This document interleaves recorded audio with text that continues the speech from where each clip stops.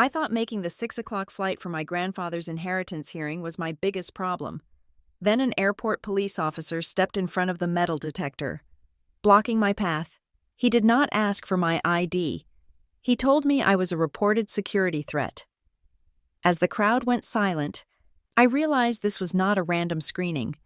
My parents were not just stalling me, they were framing me to erase my claim before the gavel could fall.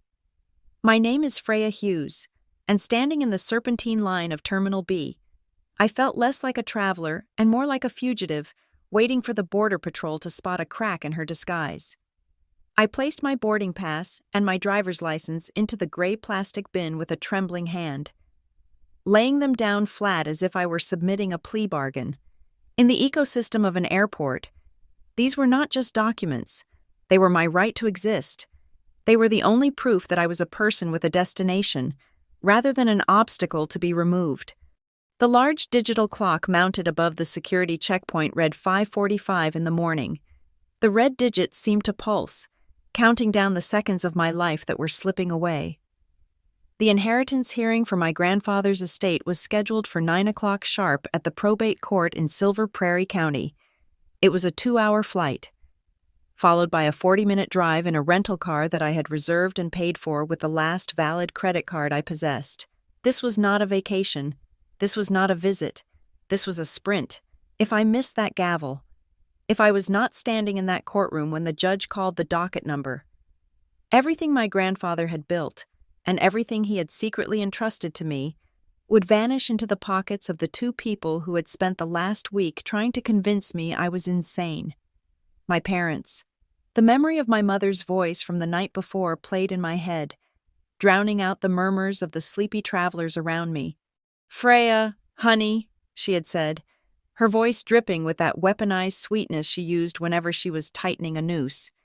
"You are just going to confuse things. You are emotional. You are grieving. Let your father and me handle the legalities. We are doing this for you." For a week, they had been laying the groundwork. They had framed me, not with criminal evidence, but with doubt. They planted little seeds of incompetence in every conversation. "Freya is spiraling," my father would say to the neighbors, loud enough for me to hear. "She is taking Dad's death very hard. We are worried about her stability." It was a narrative construction, brick by brick, designed to make my presence at the hearing seem like an intrusion by a hysterical daughter rather than the rightful assertion of an heir. I pushed my bin onto the rollers. The sound of plastic clattering against metal echoed in my ears. I took off my boots, placing them next to my bag. That bag contained the folder. The event documents, as I called them in my head, they proved Grandpa was lucid. They proved who was in the house the night he died. I watched the bag slide toward the black rubber curtains of the X-ray machine, and for a split second, I felt a surge of irrational panic that the machine would eat it, or that it would vanish on the other side. "Keep it moving, folks," a TSA agent shouted, waving his hand with the bored rhythm of a man who had seen too many unbelted trousers. I took a breath, stepped forward, and walked through the body scanner. I held my hands up in the surrender position, the machine whirring around me like a sci-fi transport pod. I waited for the green light. I waited for the nod to step out and collect the scattered pieces of my life. I stepped out, but I did not get the nod. Instead of the bored TSA agent pointing me toward the conveyor belt, a shadow fell across my path. He was not wearing the royal blue shirt of the Transportation Security Administration. He was wearing the dark, pressed navy uniform of the airport police. He was taller than me, broad-shouldered, with a radio clipped to his chest and a stance that suggested he was not here to discuss water bottles over 3 ounces. He stepped directly in front of me, blocking my view of the conveyor belt where my bag, my evidence, was currently sitting. "Ma'am," he said. His voice was not loud, but it had the terrifying absolute calm of a steel door slamming shut. "Step to the side, please." My heart hammered against my ribs. A frantic bird trapped in a cage. "Is there a problem?" I asked. I tried to keep my voice steady, to project the sane, rational demeanor of a woman simply going to a court hearing. I really need to catch my flight. It boards in 20 minutes. Step to the side, he repeated. He did not phrase it as a request this time. He gestured with a stiff hand toward a gap in the security flow, away from the stream of passengers reclaiming their belts and laptops. Suddenly, the ambient noise of the checkpoint seemed to vanish. The travelers behind me, who had been sighing and shuffling their feet just seconds ago, went dead silent. I could feel their eyes, dozens of pairs of eyes boring into my back. In the post-9/11 world, being pulled aside at an airport did not just mean you were unlucky. It marked you. It branded you. To them. I was no longer the tired young woman in the oversized cardigan. I was a threat. I was a danger. The airport had transformed into a sterile, fluorescent-lit theater, and I was center stage, the villain of the morning rush. I do not understand, I said, my voice rising slightly despite my best efforts to suppress the tremor. I have nothing illegal. You can search my bag. I just need to get to gate B12. The officer did not look at my eyes. He looked at a spot on my forehead, stripping me of humanity. Another officer appeared behind him, closing off my retreat. We have received a report regarding a potential security concern involving you, Ms. Hughes, the first officer said. He knew my name. He had not looked at my ID yet, but he knew my name. The blood drained from my face, leaving my skin cold and prickling. A report? What kind of report? That is impossible. We need to ask you some questions, the officer said. Right now. Follow us. I looked past his shoulder. My gray bin had been shoved off the main rollers onto a side table, isolated like a contaminated specimen. My boots were there. My bag was there. My proof was there. Without them, standing in my socks on the cold linoleum floor, I felt a terrifying sense of nakedness. I was empty-handed, and in the eyes of the law, emptiness is often mistaken for guilt. If you have nothing to show, you have no defense. Can I at least get my shoes? I asked, looking down at my stocking feet. We will bring your property, the second officer said. He reached out, his hand hovering near my elbow, not touching me but guiding me with the threat of contact. Walk, now. I walked. I had no choice. I walked past the line of people I had just been standing with. I saw a businessman shake his head in disgust. I saw a mother pull her child closer to her leg. They thought I was a terrorist, or a smuggler, or a lunatic. They had no idea that I was just a granddaughter trying to save a legacy. They led me away from the concourse, toward a nondescript door tucked between a restroom and a vending machine. The first officer swiped a key card, and the light on the lock turned from red to green with a mocking chirp. We stepped inside. It was a small, glass-walled room, likely used for secondary screenings or cooling down unruly drunks. The aesthetic was purely functional and designed to intimidate. The walls were transparent, allowing everyone outside to see in, but muffling any sound I might make. The chairs were molded plastic, bolted directly into the concrete floor. They were furniture that said, "You are not going anywhere until we decide you can." The door clicked shut behind us, sealing the airlock. The hum of the terminal was cut off, replaced by the low, aggressive buzz of the overhead fluorescent lights. I stood there, shivering slightly without my coat, my arms wrapped around myself. I looked at the officer, who was now pulling a tablet out of his tactical vest. He looked bored. He looked like this was just paperwork, but for me, the realization hit with the force of a physical blow. It started in my stomach and clawed its way up to my throat. This was not a random screening. This was not a computer algorithm selecting me for a random check. The specificity was too high. The timing was too perfect. My parents knew my flight number. My parents knew the airline. My parents knew that if I missed the 9 o'clock hearing, the judge would have no choice but to proceed without me. They knew that if I was not there to object, their motion to take control of the estate would pass by default. They did not need to hire a hitman to stop me. They did not need to physically restrain me. In modern America, you do not need brute force to destroy someone's life. You just need to know which keywords to whisper into the ear of the system. Someone, I whispered to myself, the thought forming in Vietnamese before settling into English. Someone was buying time, and they were paying for it with my dignity. "Sit down, Ms. Hughes," the officer commanded, pointing to the bolted chair. I sat. The plastic was cold against my legs. I looked at the clock on the wall of the small room. 5:55. I was trapped, and the race had already begun without me. "Is your name Freya Hughes?" the officer asked. He did not look at me. His eyes were locked on the screen of his ruggedized tablet, his finger hovering over the glass as if he were preparing to detonate a controlled explosive. I sat on the cold plastic chair. My hands folded in my lap. I could feel the vibration of the terminal floor through the soles of my socks. The rhythmic thrum of thousands of people moving towards their destinations. But in here, the air was still and smelled faintly of ammonia and stale coffee. "Yes," I said. My voice sounded small in the acoustic dead space of the glass room, but I kept it steady. "That is my name." The officer swiped a finger across the screen, a gesture that felt less like reading and more like unrolling a scroll of condemnation. He was older than the one standing by the door. With gray at his temples and the weary, cynical eyes of a man who had heard every lie ever invented by a desperate traveler. His nameplate read, "Officer Miller." "Ms. Hughes," Miller said, finally looking up. His gaze was heavy, assessing. "We have a problem, a serious one." He turned the tablet slightly, not enough for me to read the text, but enough for me to see the red banner at the top of the software interface. It was a priority alert.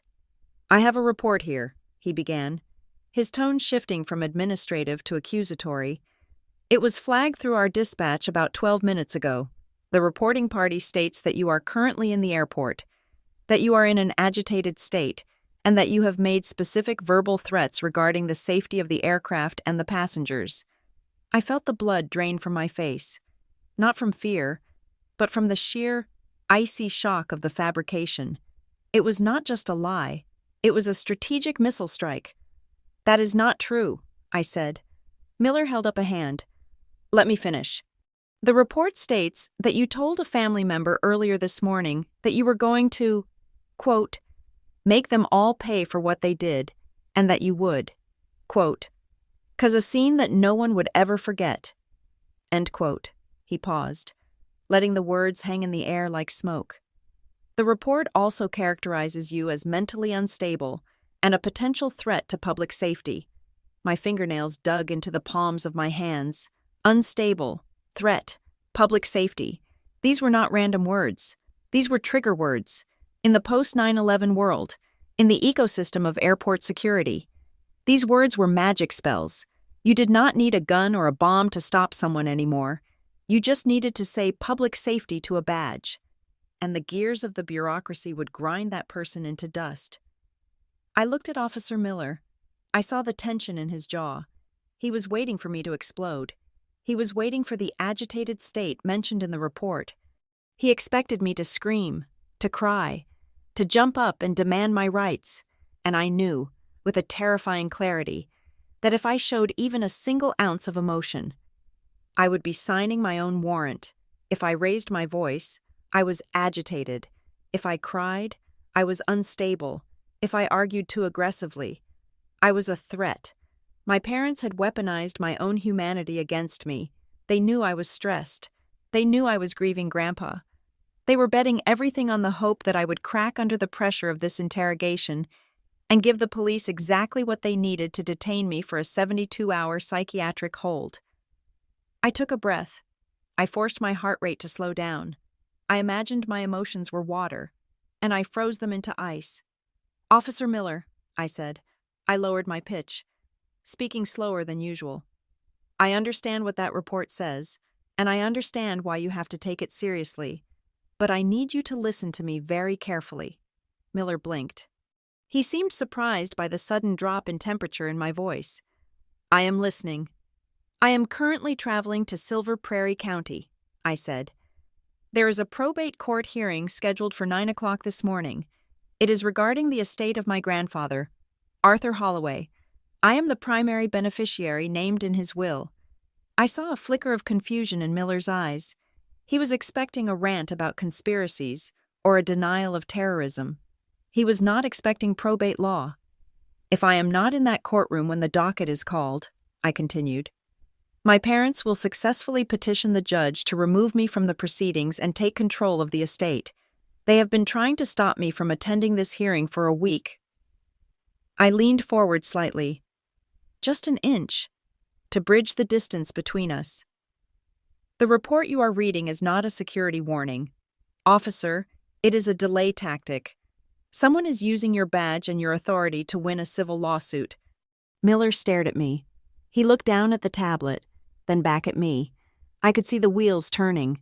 The story was plausible, but police officers are trained to trust the dispatch log, not the suspect. That is a hell of a story, Miller said, leaning back in his chair. But right now, I have a caller saying you are dangerous, and in my line of work, we do not take chances with dangerous. We err on the side of caution, and caution means you do not get on that plane until we are 100% sure you are not going to snap at 30,000 feet. Check the source, I said. Miller frowned.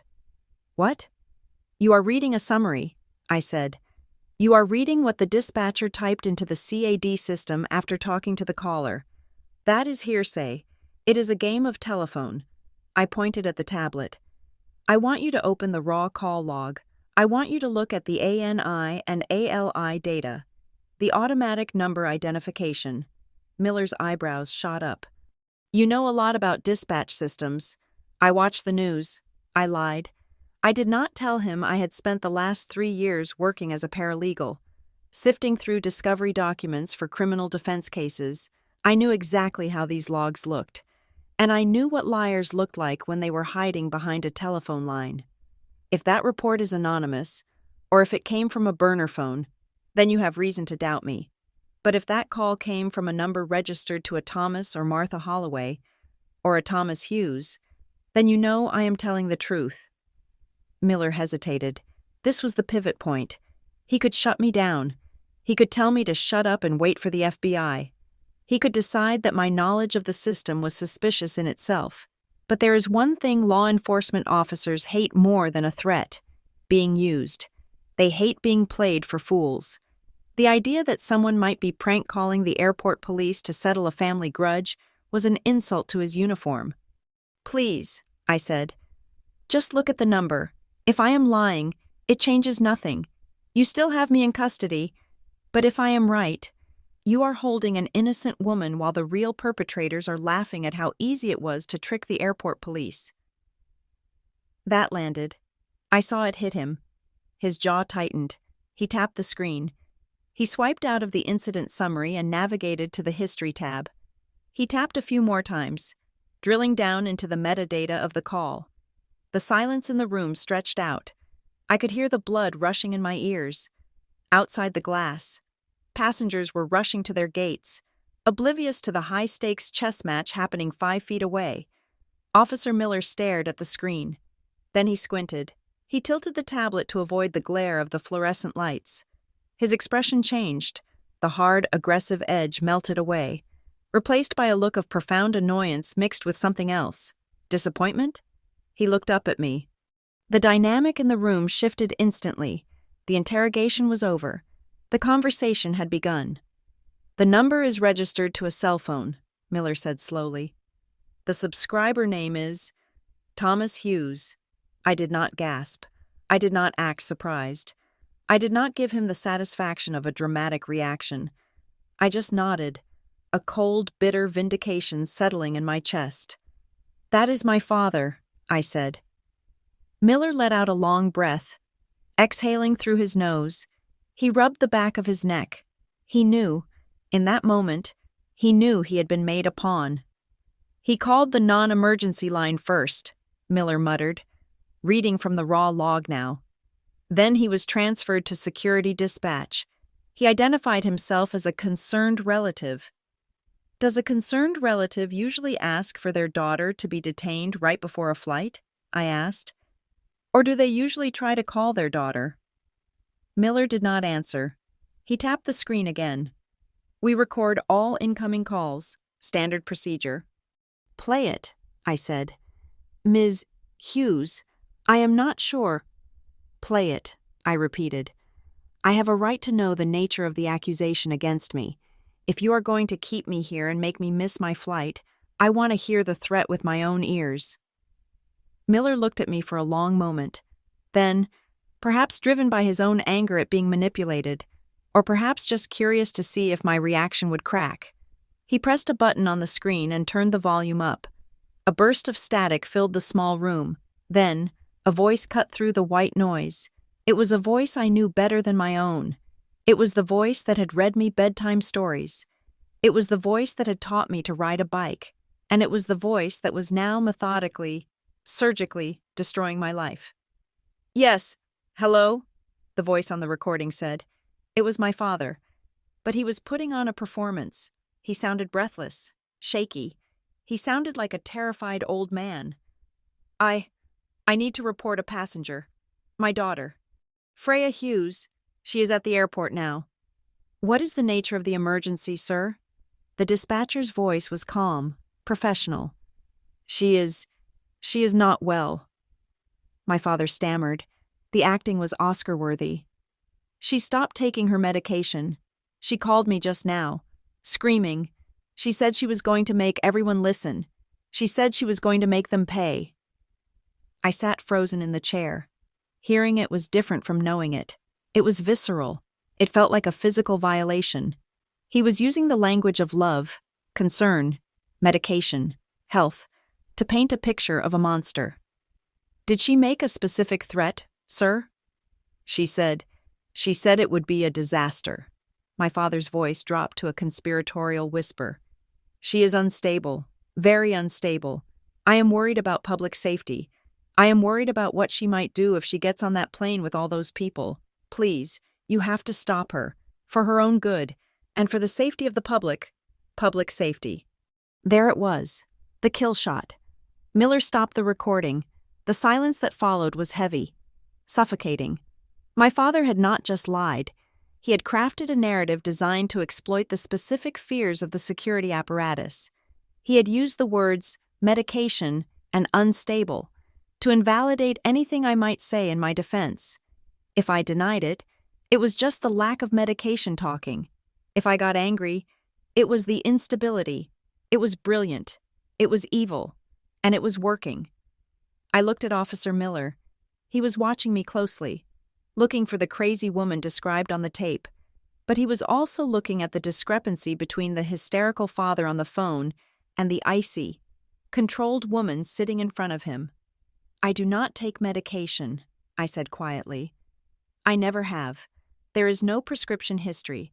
If you check my medical records, which I give you permission to do, you will find nothing, no diagnosis, no pills. Miller looked down at the tablet again. He sounded convincing. That is what he does, I said. He is a salesman. He sold high-end real estate for 40 years. He knows how to close a deal. And right now, the deal he is closing is my disinheritance. I leaned back, the adrenaline turning into a cold, hard resolve. My father just committed a crime. Officer Miller, I said. Filing a false police report, swatting, whatever you want to call it. He used your resources to settle a family score. I pointed to the clock on the wall. It was 6:10. My flight boards in 20 minutes, I said. You have a choice. You can keep me here based on the word of a man who is currently racing to a courthouse to steal a fortune. Or you can look at me, look at my lack of record, look at the fact that I have zero contraband in my bag, and you can let me go. Miller tapped his finger on the desk. Tap, tap, tap. He was weighing liability against justice. If he let me go and I did something, his career was over. If he kept me here, and it was a hoax, he was an accomplice to a fraud. He said you threatened to make them pay, Miller said, testing me one last time.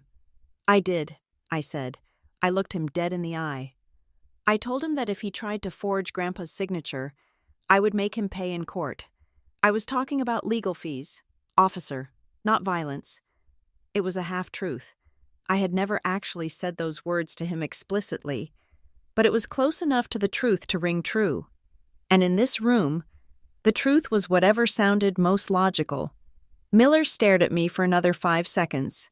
Then he sighed, a long and heavy sound of a man who realized his morning coffee was about to get very complicated. He reached for his radio. "Dispatch, this is Miller," he said into the microphone clipped to his shoulder. "Regarding the incident with passenger Hughes, show me 10-8 on the investigation. I need to run a secondary check." He looked at me. "I am going to check your background. If you have so much as a speeding ticket that looks suspicious, you are staying here. But if you are clean, we will see." I nodded. It was not a victory yet, but I had bought myself a chance. "Thank you," I said. But inside, I was not thankful. I was terrified. Because even if Miller let me go, the damage was done. The report was in the system. The words "unstable" and "threat" were now attached to my name in the database. My father had planted a landmine, and even if I stepped over this one, I knew there were more waiting for me. He was not just trying to stop me from getting to the hearing. He was building a case file for the judge. "See, Your Honor, even the airport police think she is dangerous." I looked at the black screen of the tablet where the audio file was paused. My father's voice was trapped in there, waiting to be played again. I realized then that this was not just a delay. This was the first piece of evidence in a trial I did not even know had started. And I was already losing. Officer Miller typed the final keystrokes into his terminal, the sound of the plastic keys clacking like small pistol shots in the quiet interrogation room. The printer hummed to life, spitting out a small, thermal paper slip that looked deceptively like a grocery receipt. He tore it off against the serrated plastic edge and held it out to me. "This is an incident verification report," he said, his voice stripped of the earlier suspicion, replaced now by the flat, bureaucratic tone of a man closing a file. "It logs the stop, the inquiry, and the clearance. It states clearly that you were detained for a security check based on an external report, that you were cooperative, and that no threat was found. It also notes that you are cleared to fly." I took the slip of paper. It was warm to the touch. The ink was fresh, detailing the exact time, 6:22 in the morning, and the incident number, which was a long string of digits ending in 49. I folded it carefully, creasing the edge with my thumbnail until it was sharp enough to cut, and slid it into the back pocket of my jeans. This was not just a receipt, it was armor. If my parents tried to tell the judge I had been arrested for disorderly conduct, this scrap of paper was the only thing standing between me and a perjury trap. "You are free to go, Ms. Hughes," Miller said. He started to stand up, his utility belt creaking under the weight of his equipment. But then he paused. He looked down at the tablet one last time, his brow furrowing as if he had snagged his uniform on a nail. "Wait," he said. "There is an addendum here. I missed it earlier because it was filed under the secondary notes column." My stomach tightened. I had thought the interview was over. I had thought I had navigated the minefield. "What does it say?" I asked, keeping my voice neutral. Miller squinted at the screen. "The reporting party, your father, added a note regarding your carry-on luggage. He claims that you are in possession of sensitive legal documents related to the court case." He looked up at me, his eyes narrowing slightly. "He says he is worried that if you are confronted or agitated, you might attempt to destroy them in the airport bathroom or a trash can. He requested that we secure the documents for safekeeping." The air in the room seemed to vanish. I understood instantly. The security threat lie was just the battering ram to get the door open. This note, this specific, calculated request to secure the documents, was the heist team walking into the vault. They did not just want to delay me. They wanted the folder. If Officer Miller confiscated my documents for safekeeping, they would be tagged, bagged, and put into an evidence locker or a lost and found hold. I would miss the hearing, or worse, I would arrive at the courthouse empty-handed. My parents knew exactly what was in that blue folder. They knew it contained the timeline of the night Grandpa died. They knew it contained the nurse's log I had subpoenaed, proving he was lucid and asking for ice chips at 3 a.m, not comatose as they claimed. If the police took that folder, my case died. I looked at Miller. I could see him weighing the request. To a police officer. Securing property sounds like a reasonable, helpful thing to do for a mentally unstable woman. I am not going to destroy anything, I said, my voice dropping an octave, becoming hard and clear. Those documents are my defense. Why would I destroy the only thing that proves I'm telling the truth? Miller looked at me, then at the tablet. He says you are irrational. He says you might tear them up in a fit of rage. Officer Miller, I said, locking eyes with him, I am going to tell you exactly what is in my bag. I have sworn affidavits. I have medical timelines. I have a list of who was in the house and who was not. These are legal instruments. If you take them from me, you are not securing property. You are seizing evidence in a civil litigation without a warrant. I use the legal terminology deliberately. Cops understand evidence and warrant. They respect the chain of custody. By defining the papers as evidence, I was making them radioactive. If he touched them now, he was interfering in a court case. Miller hesitated. He looked at the door, then back at me. He was smart enough to smell the trap my father had set for him. If he took the papers, he became a pawn in the lawsuit. If he let me keep them, he risked the tiny fractional chance that I really was crazy and would flush a will down the toilet. I am not taking your papers, Miller decided, shaking his head. We are not a storage facility for family drama. He pressed a button on the wall, unlocking the magnetic seal of the interrogation room, but given the nature of the report, and to prevent any further confusion, my partner and I will escort you back to the checkpoint. We will make sure you get through security without any scenes happening. Fine, I said. It was better than fine. It was perfect. Let's go, he said. We walked out of the glass room. Miller walked on my left, and his partner, the younger officer who had originally stopped me, fell in on my right. I was sandwiched between two dark blue uniforms, flanked by badges and guns. As we re-entered the main concourse, the visual impact was immediate. People stared. Passengers dragging roller bags paused to look. To the casual observer, I looked like a criminal being transported. I looked like I had been caught smuggling drugs or making a bomb threat. I could feel the heat of 100 judgments landing on my skin, but I held my head high. I fixed my eyes on the distant blue signage of the security checkpoint. Let them stare. Let them think I was a prisoner. What they did not realize was that these two officers were not my captors anymore. They were my witnesses. If my father called back in 5 minutes and said I was assaulting someone, or that I had run away, Officer Miller would be standing right next to me. He would know it was a lie. By trying to use the police to control me, my parents had accidentally given me a police escort. They had given me a human shield made of state authority. We reached the security belt. My gray bin was exactly where I had left it, pushed to the side of the X-ray rollers like an abandoned child. Is this yours? Miller asked, pointing to the bin. Yes, I said. I reached for my boots. My hands were shaking, a fine, high-frequency tremor that I could not suppress, but I forced my face to remain slack, expressionless. My parents had spent my entire life teaching me that emotion was weakness. They had taught me that if I cried, I lost. If I shouted, I lost. So I did not cry. I did not shout. I pulled my boots on, zipping them up with a sharp, decisive sound. I grabbed my bag, the strap heavy with the weight of the folder inside, and swung it over my shoulder. I felt the solid, rectangular shape of the documents against my hip. It was the most reassuring feeling in the world. You are good to go, ma'am, the younger officer said. He sounded almost apologetic now. Thank you, I said. I did not smile. I did not owe them a smile for doing the bare minimum of not arresting an innocent person. I turned and walked away from them. I forced myself not to run. Running attracts attention. Running looks guilty.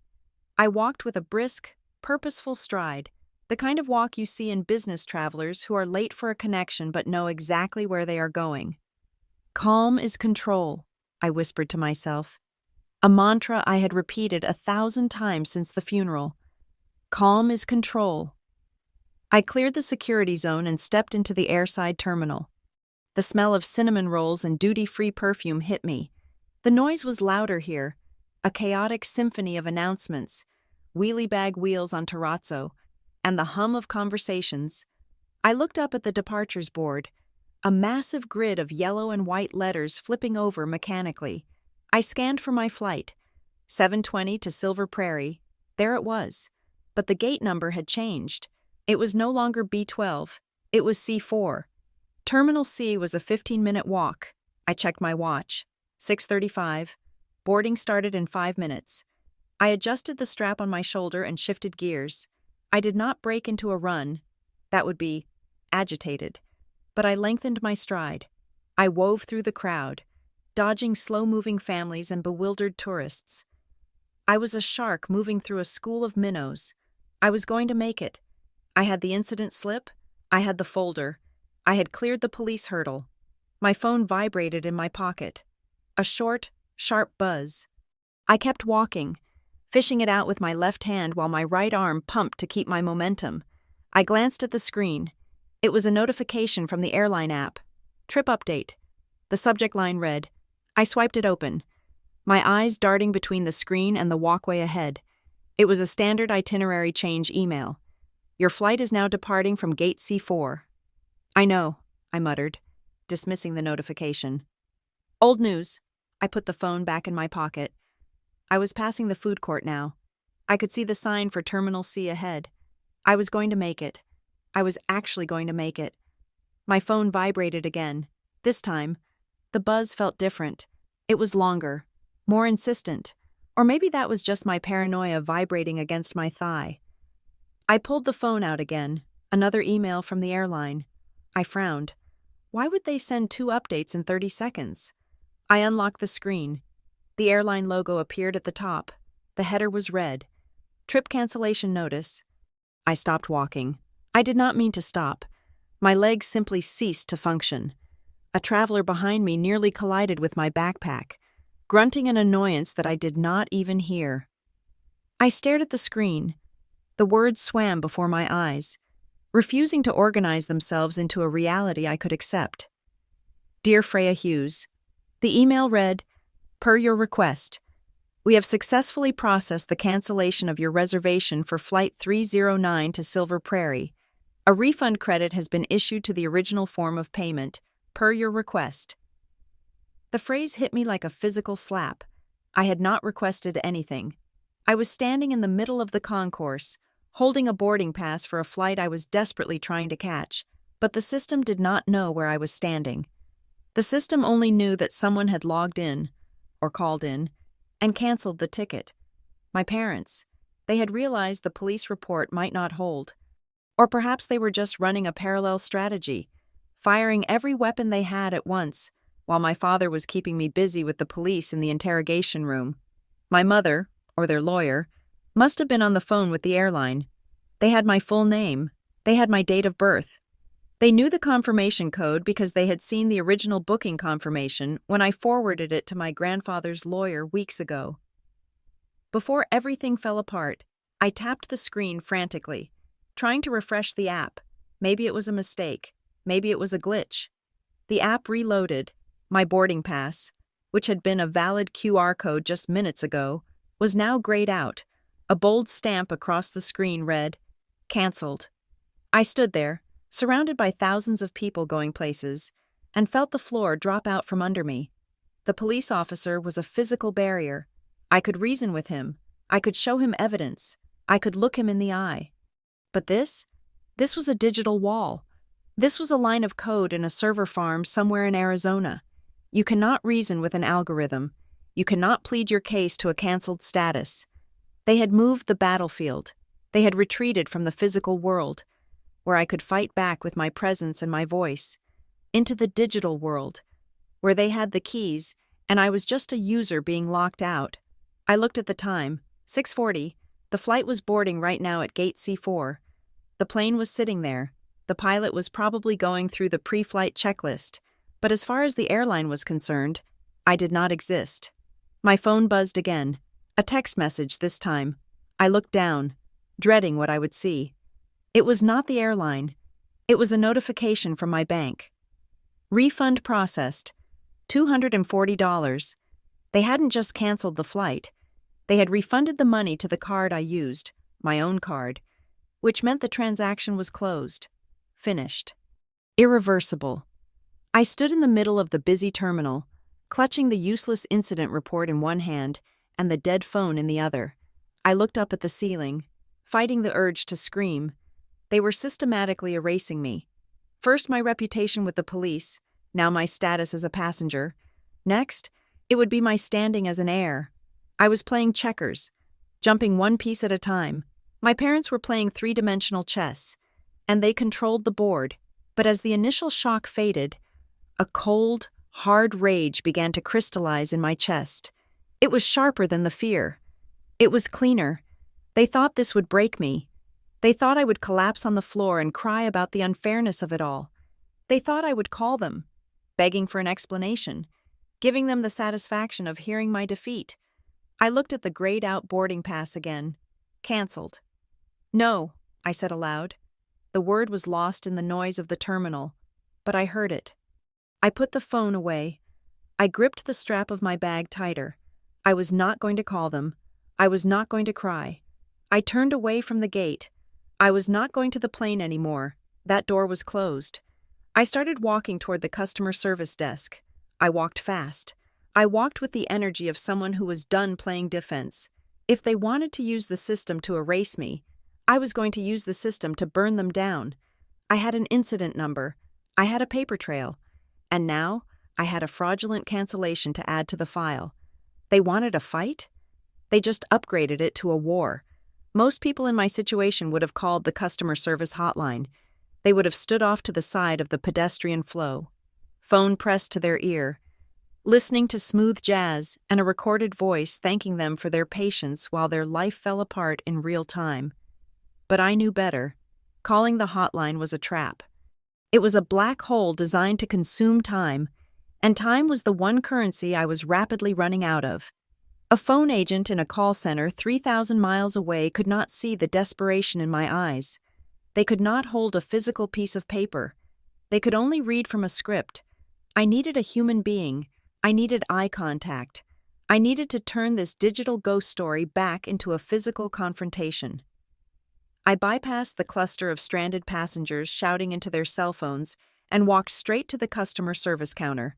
It was a long, curved desk manned by 3 agents who looked like they had been fighting a war of attrition since sunrise. They wore the uniform, but their eyes were glazed over, protected by a hard shell of indifference developed after years of being the punching bag for the airline's mistakes. I got in line. There was only one person ahead of me, a man in a suit, arguing about a missed connection to Denver. I stood behind him, breathing in through my nose, out through my mouth. I watched the agent's fingers fly across her keyboard. Clack, clack, clack, the sound of the system deciding fate. When the man stormed off, clutching a voucher he clearly did not want, I stepped up. I did not start with a hello. I did not start with a plea. I pulled my driver's license out of my wallet and slapped it onto the laminate counter. It made a sharp, decisive sound that cut through the ambient noise of the terminal. "Freya Hughes," I said. "I am supposed to be on the flight to Silver Prairie. My ticket was just canceled without my permission." The agent was a woman in her 50s with reading glasses perched on a chain around her neck. Her name tag said Karen. She looked at the ID, then up at me, her expression weary. She had heard, "I didn't cancel it" 1,000 times. To her, it usually meant, "I clicked the wrong button," or "my credit card bounced." "Let me pull it up," she sighed. She typed in my name, her nails clicking rhythmically. She stared at the screen, scrolled down, and then frowned. The indifference cracked. Just a little. "Ma'am, this reservation was canceled 10 minutes ago," she said, looking at me over the rim of her glasses. "A full refund was issued to the original form of payment. The seat has already been released back into the inventory." "I know it was canceled," I said, leaning in. "But I did not do it. I have been standing in a security interrogation room for the last 20 minutes. Karen shook her head, turning the monitor slightly away as if to protect the sacred truth of the computer. The log shows the caller verified their identity. They answered the security questions correctly.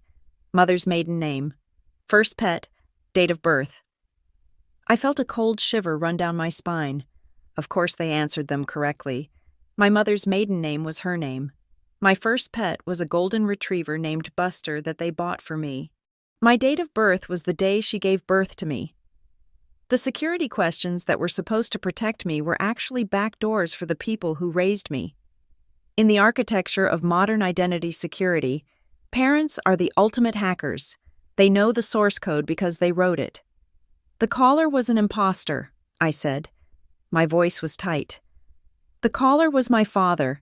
He is trying to stop me from attending a court hearing. Karen gave me a look that was half pity, half annoyance. It was the look you give to a customer who is clearly having a mental breakdown in public. Ma'am, I cannot get involved in a family dispute. If the security questions were answered, the cancellation is valid. I cannot just reinstate a refunded ticket. You would have to book a new one at the current fare. She was dismissing me. She was reaching for her coffee cup, ready to look past my shoulder for the next passenger. I could not let that happen. I could not let this become a he said, she said situation. I needed to shock the system. I reached into my back pocket and pulled out the thermal slip Officer Miller had given me. I unfolded it. The paper was still crisp. I placed it on the counter, right next to my ID, covering the airline's logo on the desk mat. I am not asking you to arbitrate a family dispute, I said, my voice dropping to a low, hard register. I am telling you that I was just detained by the airport police because the same man who called you also called them and filed a false report claiming I was a domestic terrorism threat. Karen froze. Her hand stopped halfway to her coffee cup. Her eyes went to the slip of paper. She saw the official seal of the police department. She saw the incident number. She saw the words, "Clearance verified" and "No threat found." In the world of customer service, nothing cuts through the red tape like the involvement of law enforcement. A crazy customer is a nuisance. A customer with a police report is a liability. He swatted me, I said, using the term deliberately. And while I was being held, he called your airline to cancel my ticket so I would miss my flight. This is not a dispute. Karen, this is fraud. And this piece of paper proves I was not the one on the phone with you 10 minutes ago. Because I was sitting in a glass room with 2 officers and no phone. Karen looked at the slip, then up at me. The weariness vanished. Her posture straightened. She typed something into her keyboard. Much faster this time. She was not just looking at the reservation anymore. She was looking at the internal remarks. Let me see the call notes, she muttered, more to herself than to me. She navigated through the system, drilling down into the history of the cancellation. Her eyes scanned the screen, reading the text that the phone agent had typed during the call. As she read, her face changed. Her mouth tightened into a thin line. She looked offended. What does it say? I asked. I needed her to say it. I needed it on the record. Karen hesitated. Companies hate sharing internal notes. It violates policy. But she looked at the police slip again, and her sense of decency outweighed the employee handbook. The caller, the person identifying as your father, requested the cancellation due to a medical emergency. Karen read slowly. He stated that the passenger, that is you, was, quote, currently unstable and, quote, unsafe to fly alone. He claimed he was canceling the ticket to prevent you from harming yourself or others on the aircraft. I closed my eyes for a second. It was the exact same script. Unstable, unsafe, harm. My parents were not just winging it. They were working off a coordinated screenplay. They were painting me as a danger to the skies to ensure that even if I bought a new ticket, the airline might deny me boarding on safety grounds. He lied, I said, opening my eyes. He lied to the police, and he lied to you, and I need a copy of that note. I cannot give you printouts of internal screens, Karen said automatically. It is against policy.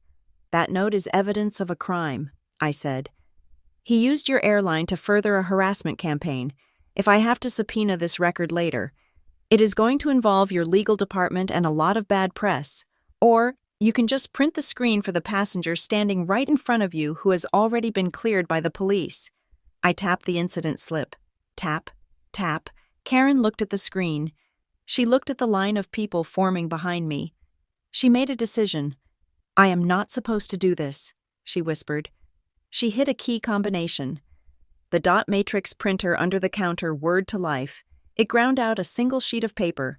She ripped it off and slid it across the counter. Face down. This is for your records, she said. If anyone asks, you requested a receipt for the cancellation transaction. I took the paper. I did not look at it yet. I just slid it into my folder. Right next to the police slip. Now I had 2 fingerprints, 2 different systems, 2 different lies, 1 single source. Thank you, I said. Now, I need to get to Silver Prairie.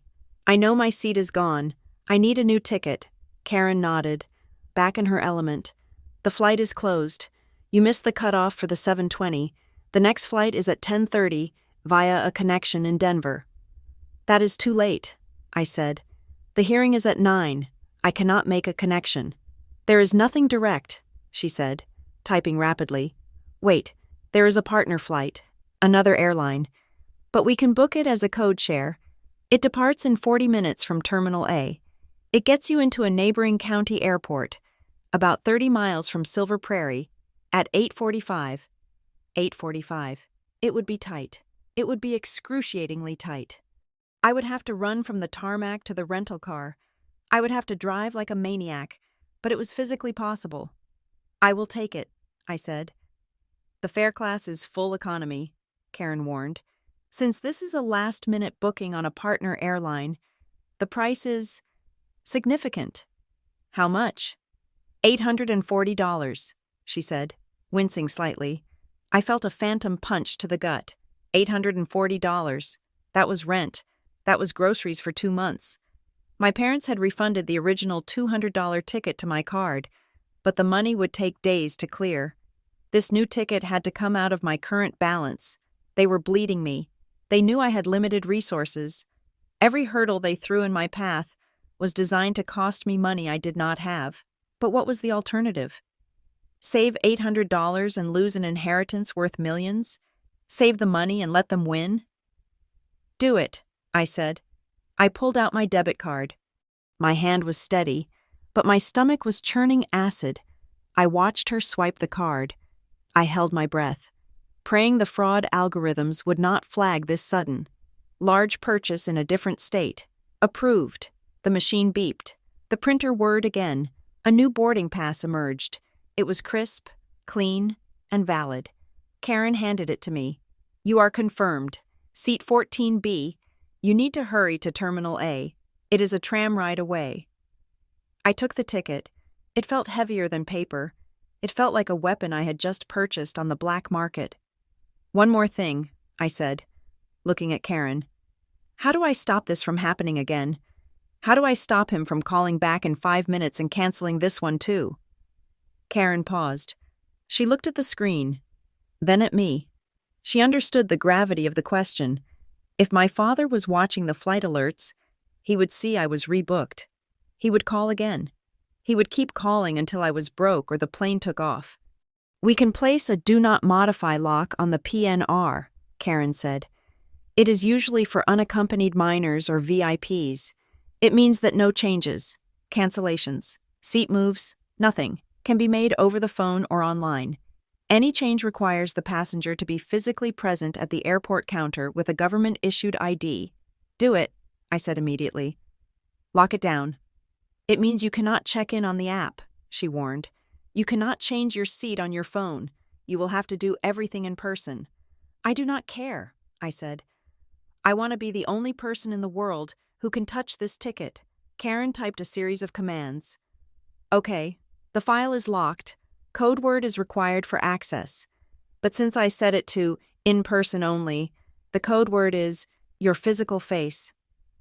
She looked at me, her eyes softening for the first time. Good luck, Ms. Hughes. I hope you make your hearing. Thank you, Karen, I said, and I meant it. In a system designed to be cold, she had been a flicker of warmth. I grabbed my bag, my ID, and my new $800 lifeline. I turned away from the counter and faced the terminal again. I had to get to Terminal A. I had to get on a tram. I had to go through this whole nightmare again. But as I walked, clutching the boarding pass, a realization hit me. It was a cold, sharp clarity that cut through the exhaustion. For years, I had been afraid of my father's temper. I had been afraid of my mother's shouting. I had associated abuse with raised voices and slammed doors. But this was silent. This was clean. They had tried to destroy me without ever lifting a finger. They had used the police to detain me. They had used the airline to strand me. They had used the banking system to bleed me. My parents did not need violence. They had something far more dangerous. They had access. They had the privilege of knowledge and the presumption of credibility.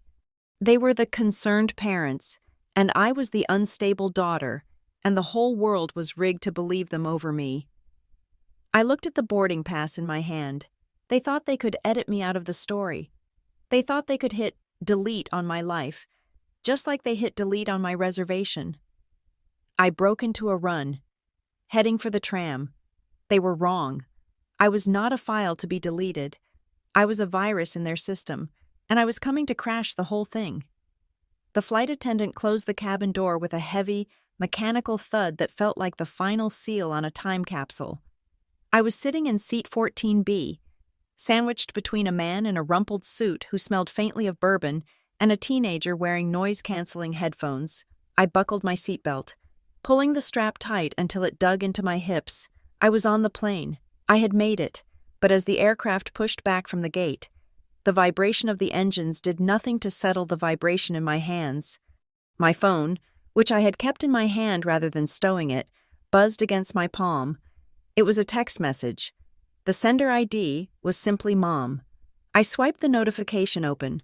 The message was short, devoid of capitalization, and terrifyingly calm. Turn back. You will regret it. It was not a plea. It was not a warning. It was a statement of fact, delivered with the casual confidence of someone who has already rigged the game. She knew I was on the move. She knew the cancellation had not stopped me, but the text implied that my persistence was a mistake, not a victory. I stared at the screen until the backlight dimmed.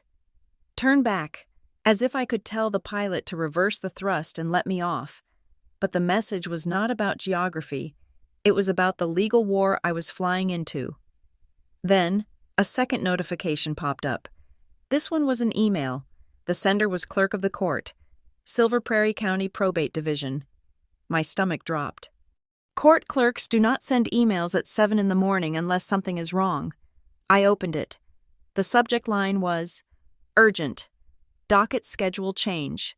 Estate of Arthur Holloway. I read the body of the email, and the air in the cabin seemed to get thin. Dear parties, the email read, Please be advised that due to an emergency motion filed this morning, the hearing regarding the appointment of a personal representative has been moved up. The session will now commence at 8:30 in the morning before the Honorable Judge Sterling. Please ensure counsel is present. 8:30. The original time was 9 o'clock. I was landing at a neighboring airport at 8:45. I had calculated my sprint based on a 9 o'clock start, by moving it up 30 minutes. They had just engineered a timeline where it was physically impossible for me to be in the room when the gavel banged. I looked out the window as the plane taxied toward the runway. The pattern was suddenly so clear it looked like a blueprint. First, the police. That was the physical delay. Second, the airline. That was the logistical blockade. And now, the court schedule. That was the procedural kill shot. It was a three-pronged attack designed to ensure that when I finally burst through the courtroom doors, breathless and disheveled, the ink on the judgment would already be dry. The plane began its takeoff roll. The force of the acceleration pushed me back into the seat. As soon as the wheels left the tarmac and the chime sounded, signaling we were above 10,000 feet, I did not wait for the captain's permission. I tapped the Wi-Fi settings on my phone. The airline's portal loaded with agonizing slowness. Purchase internet access. It offered. $25 for the flight. I tapped buy with a ferocious jab of my thumb. I entered my credit card details, typing the numbers as fast as my memory would allow. Connecting. The little wheel spun. Connected. I immediately opened my dialer. I could not make a cellular call from 30,000 feet, but I could use voice over IP. I punched in the number for the probate clerk's office. It rang. 1 ring, 2 rings. Probate division. This is Sarah. A voice answered. It sounded harried, surrounded by the noise of phones ringing and printers churning. Sarah, this is Freya Hughes, I said, keeping my voice low so the bourbon-smelling man next to me would not hear. I am the petitioner in the Holloway estate case. I just received an email saying the hearing was moved to 8:30. There was a pause on the line. I could hear the clicking of a keyboard. Oh, yes, Ms. Hughes, Sarah said. Her tone shifted. It became guarded. We tried to reach you earlier. The schedule was adjusted about 20 minutes ago. Why? I asked. Why would the court move a hearing up by 30 minutes on the day of? That makes it impossible for out-of-town parties to attend. It was an emergency accommodation, Sarah said, reciting what sounded like a prepared line. Counsel for Mr. and Mrs. Holloway filed a motion citing exigent circumstances. They stated that the delay was causing undue depreciation of the estate assets and, well, they mentioned the availability of the parties. What about my availability? I hissed into the phone. I am on a plane right now. I will not land until 8:45. Well, Sarah hesitated. The motion indicated that you would likely not be attending. Did they say why? I asked. I needed to hear it. I needed to know exactly what lie they had sold to the judge. The motion, let me look at the file, Sarah said. I heard paper shuffling. Here it is. The motion requests permission to proceed in absentia. It states that the primary beneficiary, that is you, has been detained by law enforcement due to threatening behavior and is currently in custody, making your attendance impossible. I closed my eyes. There it was. They had taken the lie they told the police, the lie that I was a threat, and they had packaged it into a legal motion. They told the judge I was in jail. They told the judge I was a criminal who had been stopped by the airport police. If the judge believed I was sitting in a holding cell for making threats, he would not wait for me.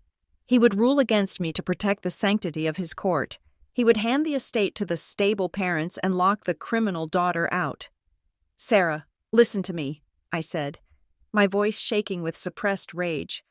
I am not in custody. I am on a commercial flight. I was cleared by the airport police 40 minutes ago. The report against me was false. My father filed a false report to delay me, and now he is using that false report to lie to the judge. Ms. Hughes, I cannot take testimony over the phone, Sarah said, her voice stiffening. I am just the clerk. I know you are the clerk, I said. And I know you control what goes on the judge's desk before he sits down. I am going to email you a document right now. It is an incident verification report from the airport police. It has an incident number. It states clearly, no threat found. Subject cleared to fly. You need to print that out and put it on top of the case file. I suppose I can file a supplement, she said, unsure. Do not just file it, I commanded. Flag it. Mark it urgent. Tell Judge Sterling that the premise of their motion is a perjury. If he starts that hearing at 8:30, thinking I am in handcuffs, he is proceeding based on a fraud. Send it, Sarah said. I will see what I can do. I hung up and immediately opened my email app.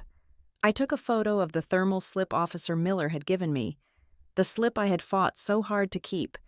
I attached it to a new email. Subject: urgent evidence regarding false motion to proceed in absentia. Case number 24-909. I hit send. The little blue bar zipped across the screen. Sent. I let out a breath, but the relief was short-lived.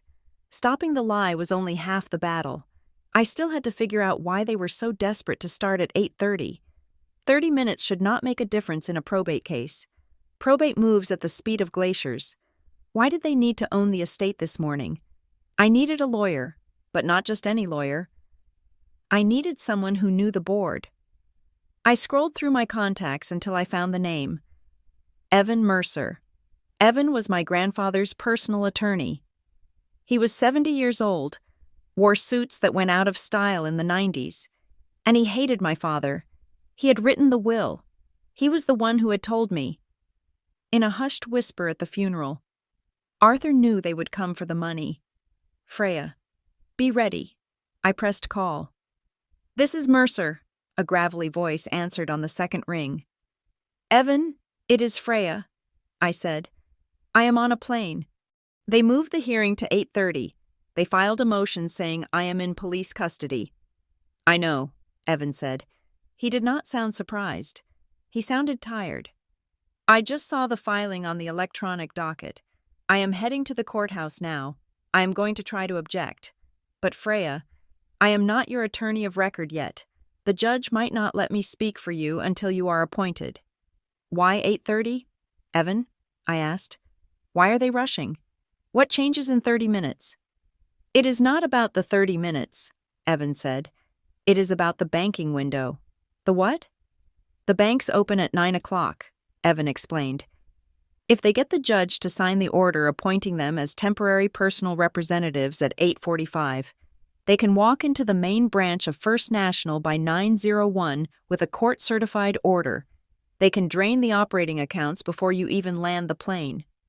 The realization hit me like a splash of ice water. This was not about administering the estate. This was a smash-and-grab robbery. Temporary personal representative, I repeated. Is that what they are asking for? Yes, Evan said. They are arguing that the estate is in immediate peril because you are unstable and the business accounts need management. If the judge grants a temporary appointment, it gives them full power immediately. No waiting period, no notice to creditors. They get the keys to the kingdom. And once they move the money, once they move it, it is gone. Evan finished. We would spend 5 years litigating to get it back. They will bury it in offshore trusts or shell companies. They want to strip the carcass before we can even prove there is a will. My hand tightened around the phone. They are building a narrative. Evan, the police report, the airline cancellation, the motion, it is all designed to make me look like a disaster. Exactly, Evan said. It is character assassination.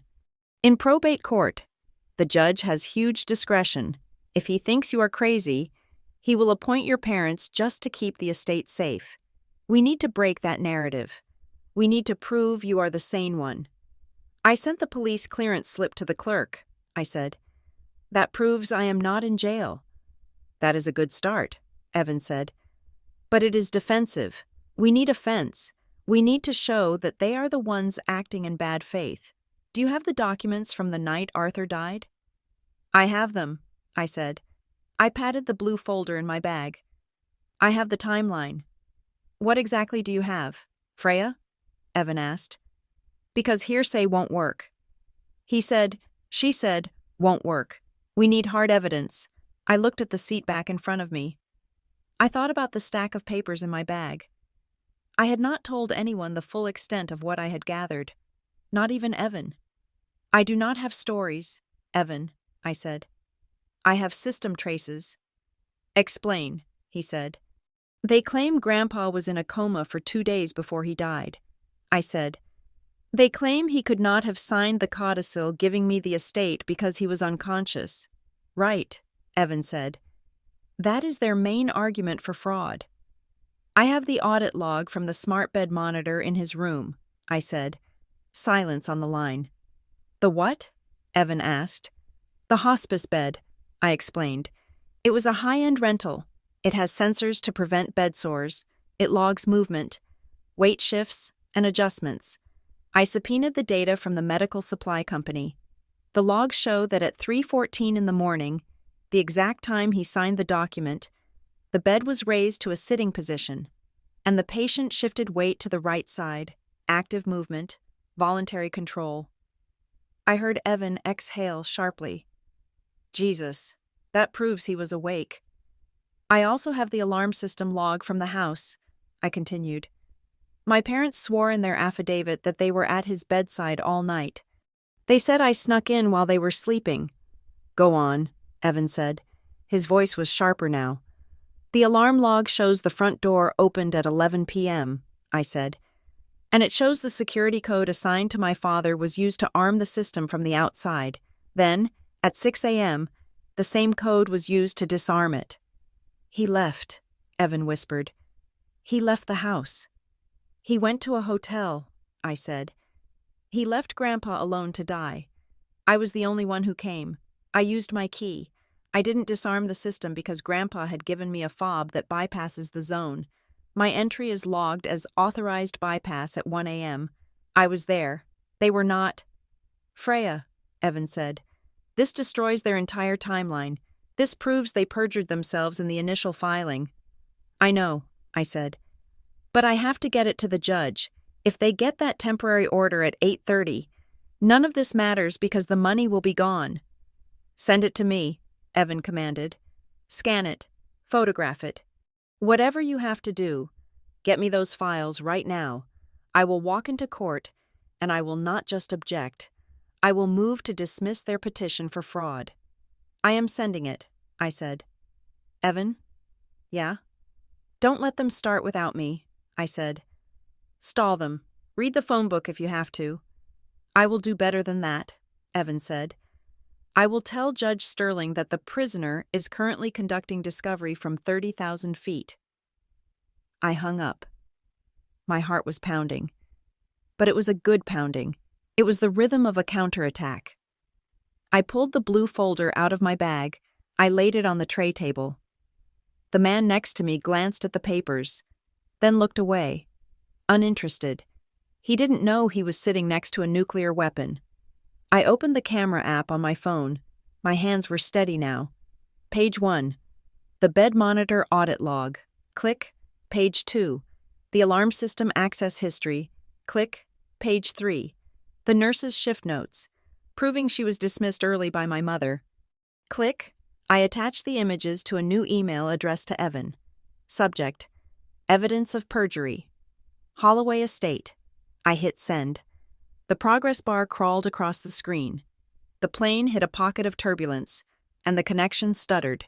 Sending. 40%. Come on, I whispered. Sending. 70%. My mother's text flashed in my mind. You will regret it. Sending. 90%.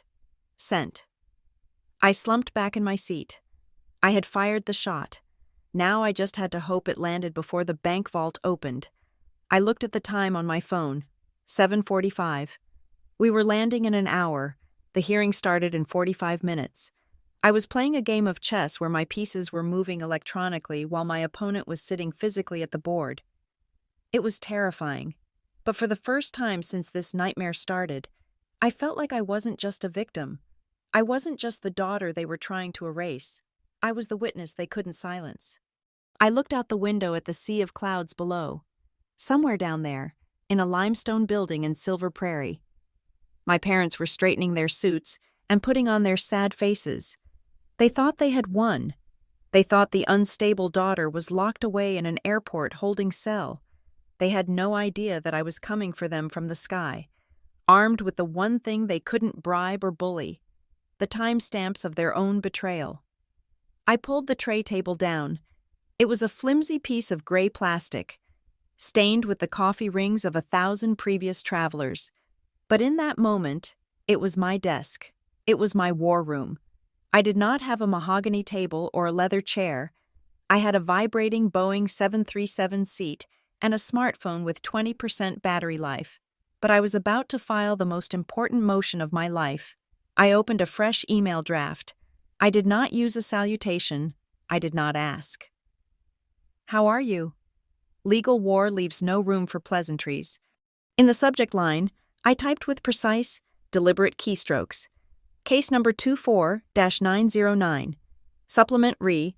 False detention claim. It was a headline designed to stop a scrolling eye. It was ugly, bureaucratic, and impossible to ignore. I began the assembly. This was not writing. It was construction. I was building a wall of facts to shield myself from the wave of lies my parents were currently pouring into the ears of Judge Sterling. First, I attached the photo of the incident slip from the airport police. I had cropped it tightly so the incident number ending in 49 was the focal point. I wanted the judge to see the words "no threat found" before he saw anything else. This was the foundation. It proved that the criminal narrative was a fiction. Second, I attached the image of the internal airline note that Karen had printed for me. This was the bridge. It connected the police report to my parents. It showed the mechanism of the attack. It proved that the person claiming I was unstable was the same person who had impersonated my father to cancel my ticket. It transformed their concern into malice. Third, I took a screenshot of the text message my mother had sent me just minutes ago. "Turn back. You will regret it." I highlighted the timestamp. It was sent after the flight was canceled. It was sent after the police stopped me.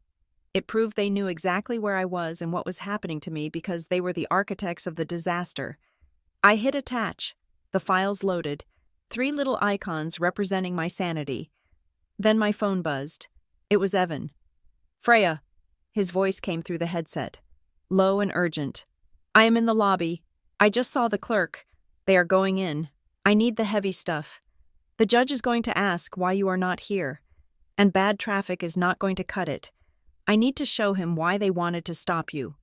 "I am sending the detention proof now," I said. "That is defense," Evan snapped. "I need the kill shot. You said you had the 911 report. You said you had the dispatcher notes proving who was in the house. Where is it?" "I am getting it," I said. "I am photographing it now." "Do not send me a blurry mess," Evan warned.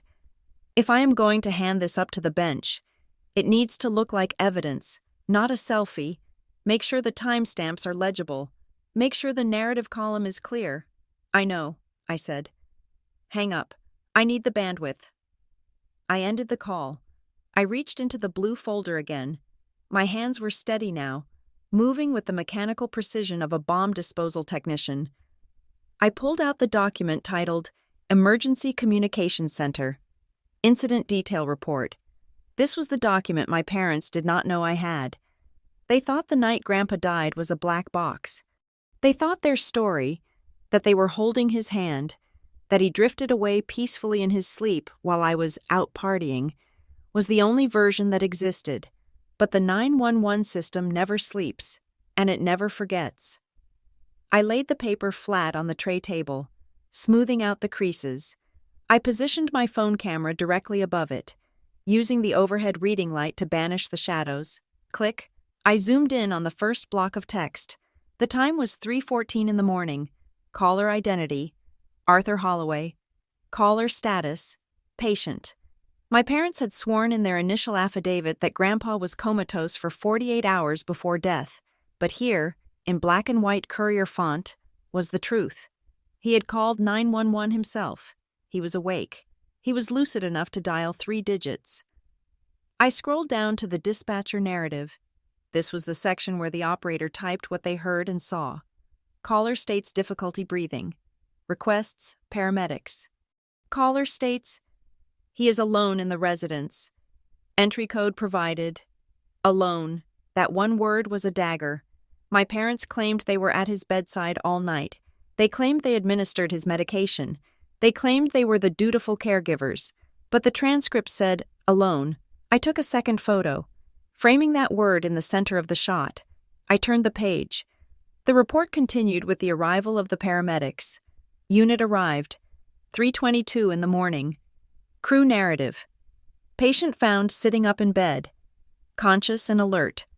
Patient confirmed no other occupants in home. Transport declined after stabilization. Patient requested granddaughter be contacted.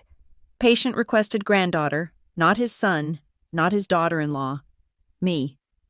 I took the third photo. This was the emotional anchor.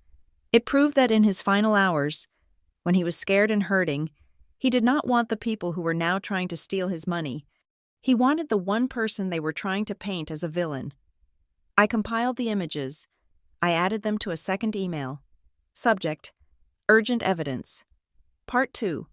Perjury regarding date of death. I typed a single sentence in the body of the email. Attached government records contradict the petitioner's affidavit regarding the decedent's consciousness and the petitioner's presence at the scene. I did not send it to Evan. I sent it directly to the generic evidence intake email for the Silver Prairie Probate Court. I wanted it in the system. I wanted it stamped with an official received time. I CC'd Evan. I hit send. The progress bar on the screen seemed to mock me. It moved with agonizing slowness, fighting the limited bandwidth of the satellite connection. Sending, 30%. I looked out the window. We were beginning our descent. The clouds were breaking, revealing the patchwork quilt of farmland below. Somewhere down there, in a courtroom that smelled of lemon polish and old wood, my father was standing up. He was buttoning his jacket. He was clearing his throat. He was preparing to look Judge Sterling in the eye and tell him that I was a danger to society. Sending, 60%. Please, I whispered. Go. Sending, 90%. Sent. I let out a breath that felt like it had been trapped in my lungs for a week. I immediately refreshed my inbox. 1 minute passed. 2 minutes. Ping. A new email appeared. It was from Sarah at Silver Prairie at Courts at gavel. I opened it, my heart hammering against my ribs. Receipt acknowledged. The email read, "Files have been printed and placed in the judge's chamber review stack. Judge Sterling has indicated he will address the supplemental evidence regarding your detention status as a preliminary matter before ruling on the exigent motion." He had seen it. The judge had seen the police slip. He knew I wasn't in jail. He knew the detention was a lie. I stared at the screen, tears of relief pricking the corners of my eyes. It wasn't a verdict, but it was a foot in the door. They hadn't locked me out. My phone rang again. It was Evan. I answered instantly. "Did you get the reply?" "The clerk said the judge has the files." "He has them," Evan said. His voice was breathless. He was walking fast, the sound of his shoes clicking on marble echoing in the background. "But Freya, listen to me. We are walking into the courtroom now. Your father just made a statement to the bailiff in the hallway." "What did he say?" I asked. "He is doubling down," Evan said. "He knows you are not here to defend yourself. He just told the bailiff, loud enough for the court reporter to hear, that the reason you are detained is not just a security check. He said you were dragged away in handcuffs. He is using the word arrest. He is trying to get it on the record that you are in criminal custody so that even if you show up later, your credibility is destroyed." "He said I was in handcuffs?" I asked, my voice deadly calm. "Yes," Evan said. "He is painting a picture of a violent breakdown. He is gambling that by the time you get here to prove him wrong, he will already have the temporary appointment and the bank access." I felt a cold, hard clarity settle over me. My father was not just a liar. He was a desperate gambler. He was throwing everything onto the table, betting that his fiction was faster than my truth. But he had made a mistake. He had made a specific, verifiable claim about a government action. "Evan," I said, "do not argue with him. Do not get into a shouting match about my character." "Then what do I do?" Evan asked. "He is poisoning the well." "Read the code," I said. "What?" "The incident number," I commanded. "When the judge calls the case, and my father stands up and says I was arrested, I want you to read the incident number from the police slip into the record. I want you to say, 'Your Honor, regarding the allegation of arrest, the defense submits incident number 49 from the airport police. Time stamped 40 minutes ago.'" "Okay," Evan said, catching on. "And then," I continued, "I want you to ask the judge to have the clerk verify that code in the national database. Do not ask the judge to believe me. Ask the judge to believe the database." "The system," Evan whispered. "You want to pit his word against the police database?" "Exactly," I said. "If he says I was in handcuffs, and the database says subject released, no threat, then he is not just lying to you, he is lying to the court. He is committing perjury in the first 5 minutes of the hearing. That is a trap, Evan said, and I could hear the smile in his voice. You are setting a perjury trap. He said it himself, I said. I am just snapping the jaws shut. I am entering the courtroom now, Evan said. I have the printouts. I am going to read that number so loud they will hear it in the parking lot. Go, I said. The line went dead. I sat back in my seat, clutching the phone. The plane banked sharply to the left, lining up for the final approach. The flight attendant's voice crackled over the intercom. Asking us to stow our tray tables, I folded the gray plastic table up and locked it into place. The physical desk was gone, but the digital work was done. I looked down at the incident slip in my hand. It was just a scrap of thermal paper.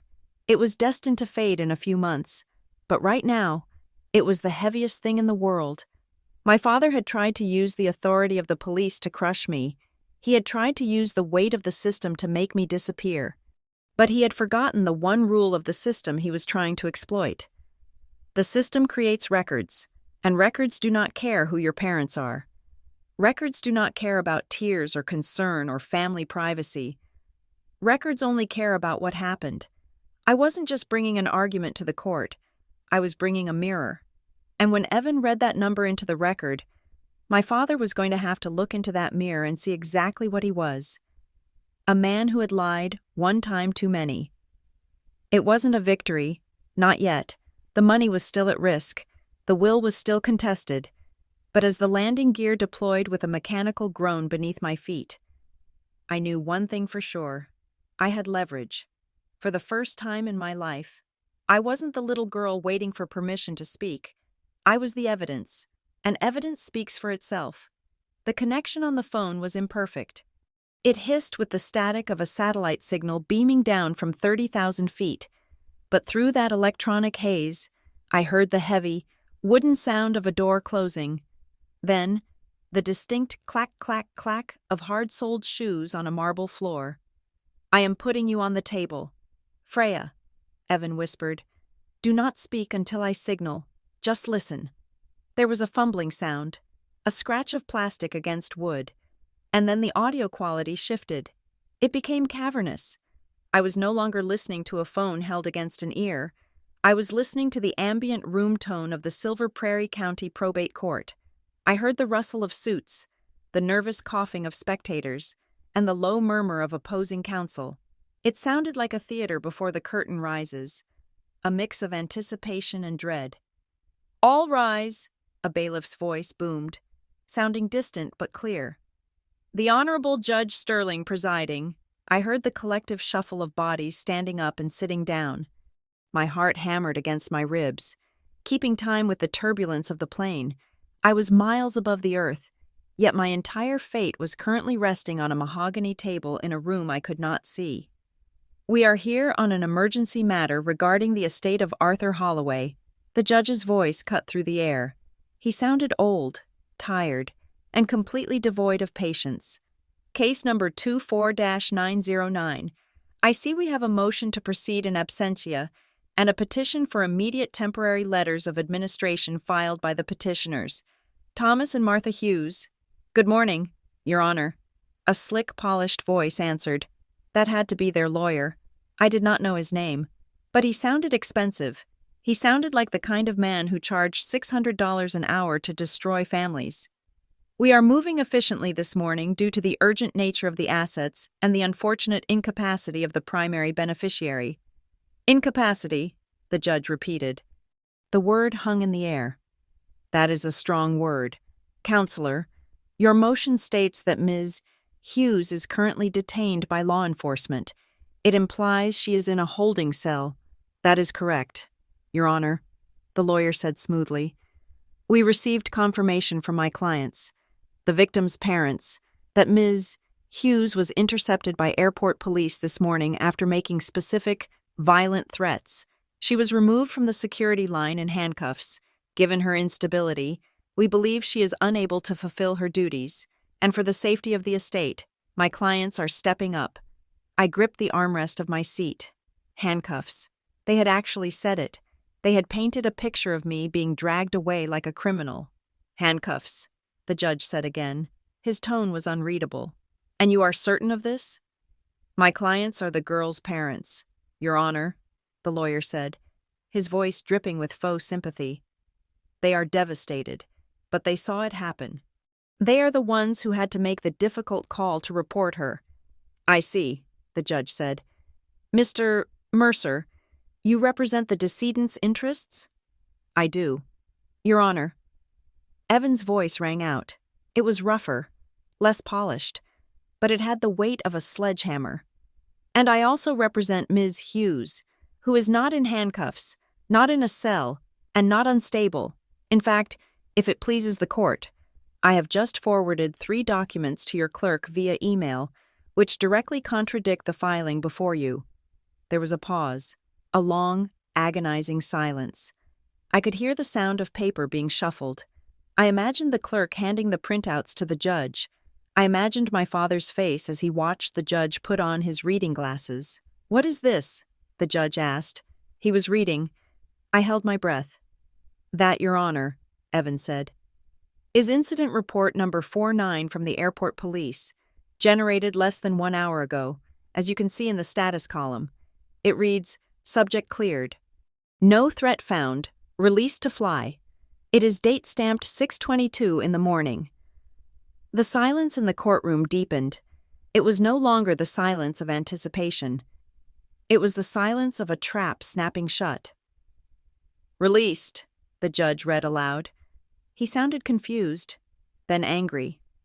Counselor, your motion says she is in custody. This police report says she is sitting in a terminal. Your Honor, The slick lawyer stammered. I was not aware of this document. My clients informed me. Wait, the judge interrupted. There is more. I am looking at a second document here. It appears to be an internal printout from an airline reservation system. Yes, Your Honor, Evan said. That is the audit trail for the cancellation of Ms. Hughes's ticket. You will note that the cancellation was made by phone at 6:30 in the morning. The caller identified himself as Thomas Hughes. The reason for cancellation is listed as passenger unstable.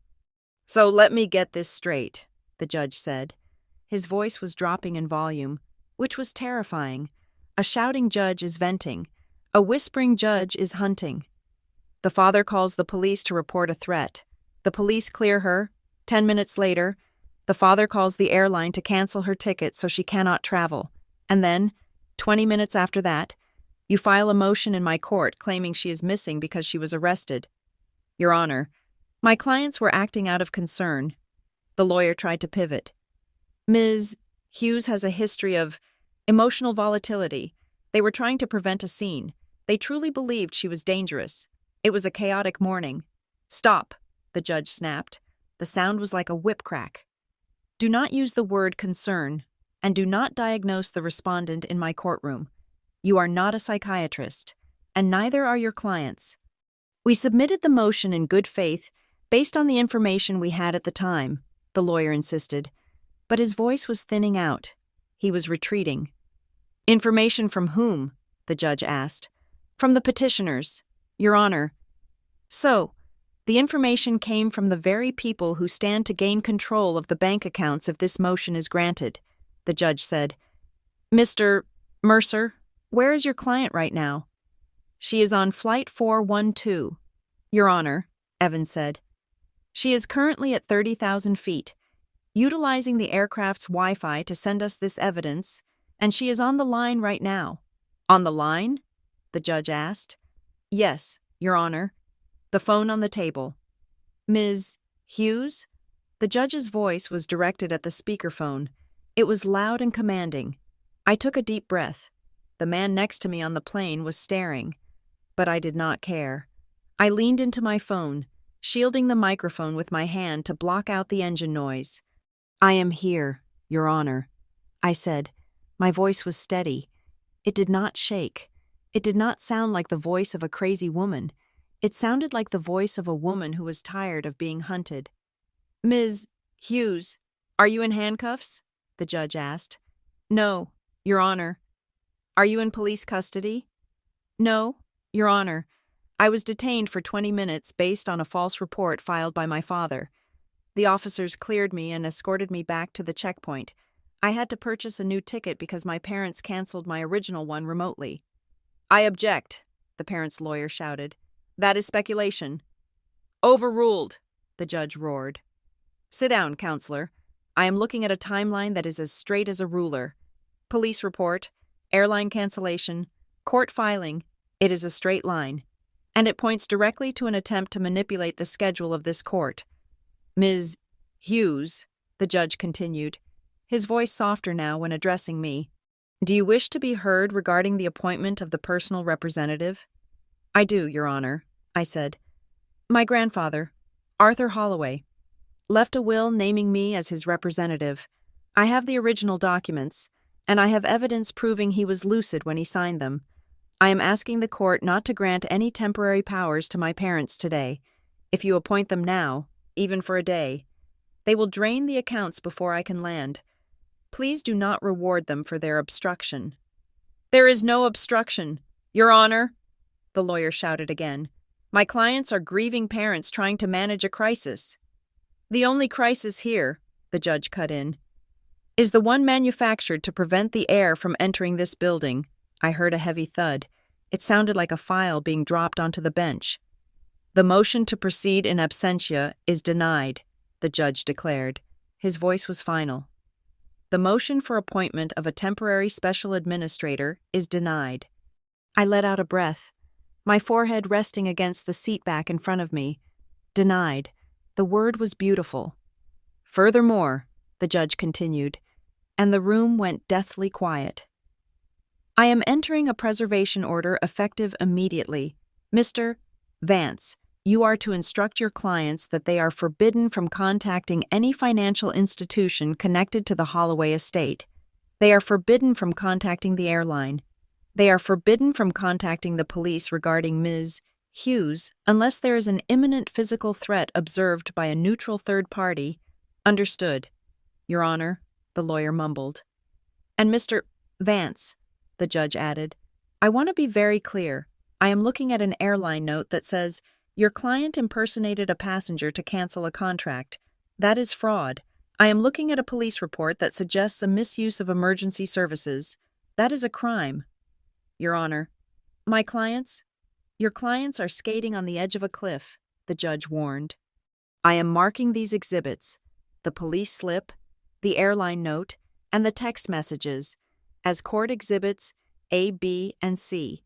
I am referring this matter to the sheriff's office for a review of potential abuse of process. If I find out that $1 single has been moved from that estate, or if Ms. Hughes encounters one more security delay on her way from the airport to this courtroom, I will not just sanction your clients, I will hold them in contempt, and I will put them in the cell they tried to put their daughter in. Do I make myself clear?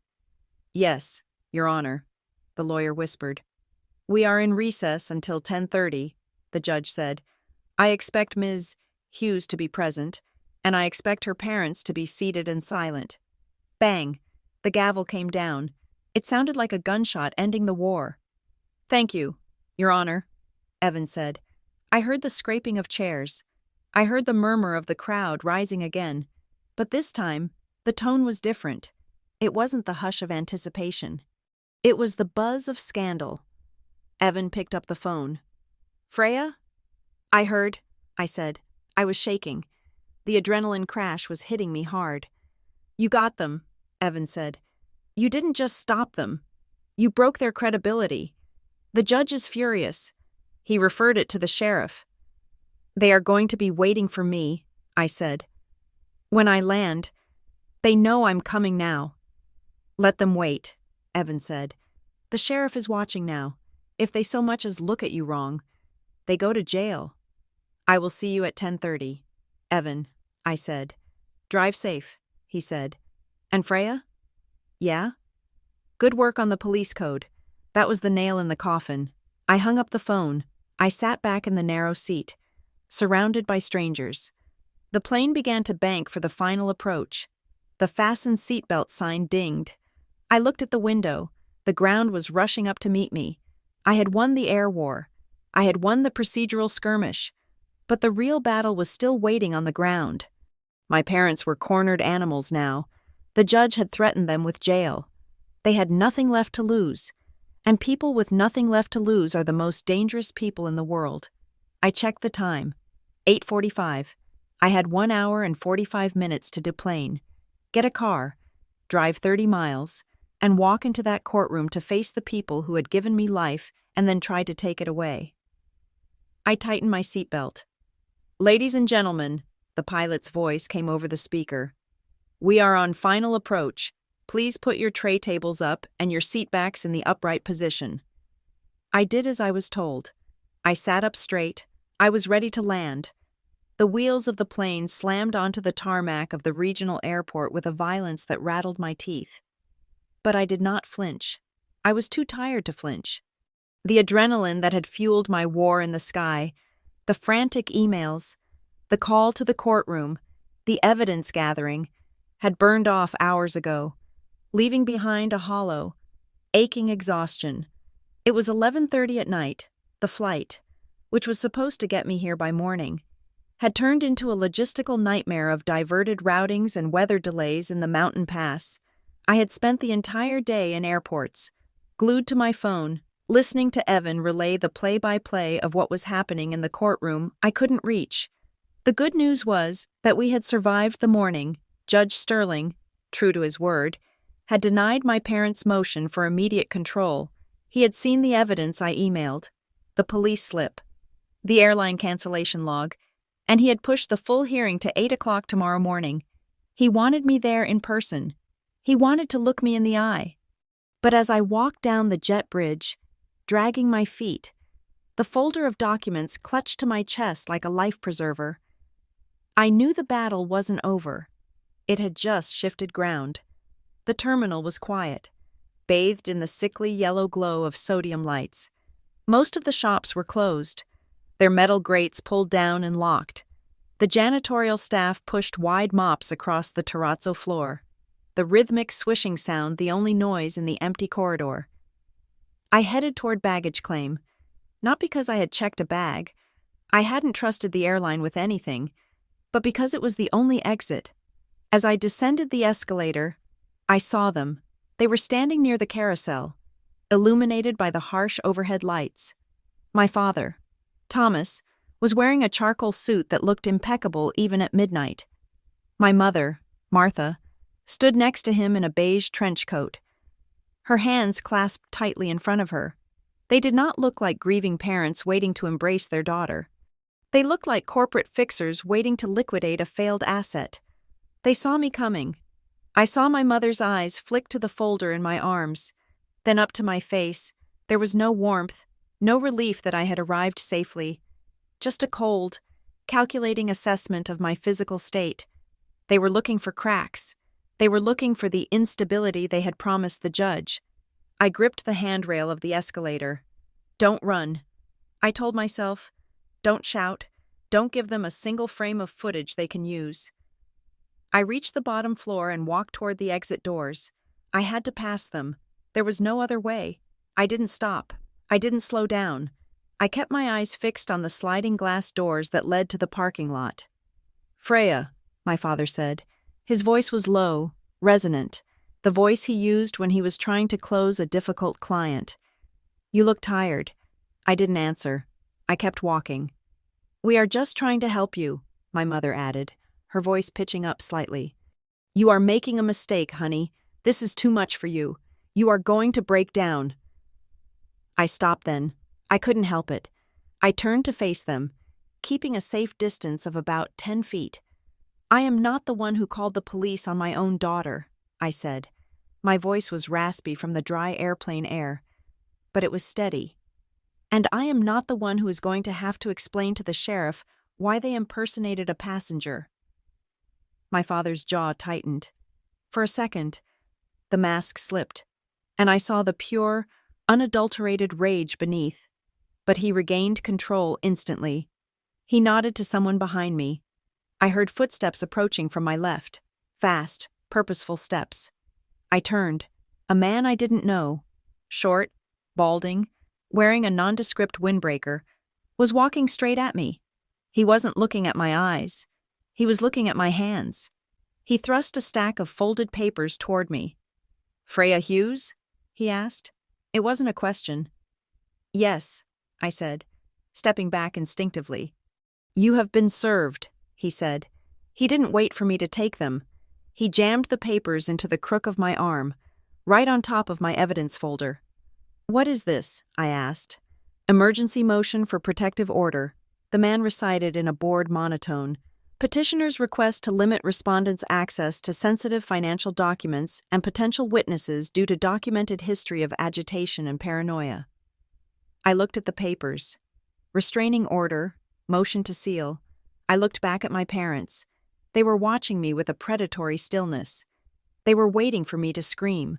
They were waiting for me to throw the papers on the floor, to make a scene, to attack the process server. If I reacted, I proved their point. If I yelled, "This is a lie," in the middle of the airport, the security cameras would capture an agitated woman shouting at her elderly parents. I took a deep breath. The air smelled of floor wax and stale exhaust fumes. I adjusted my grip on the folder. I took the papers from the process server.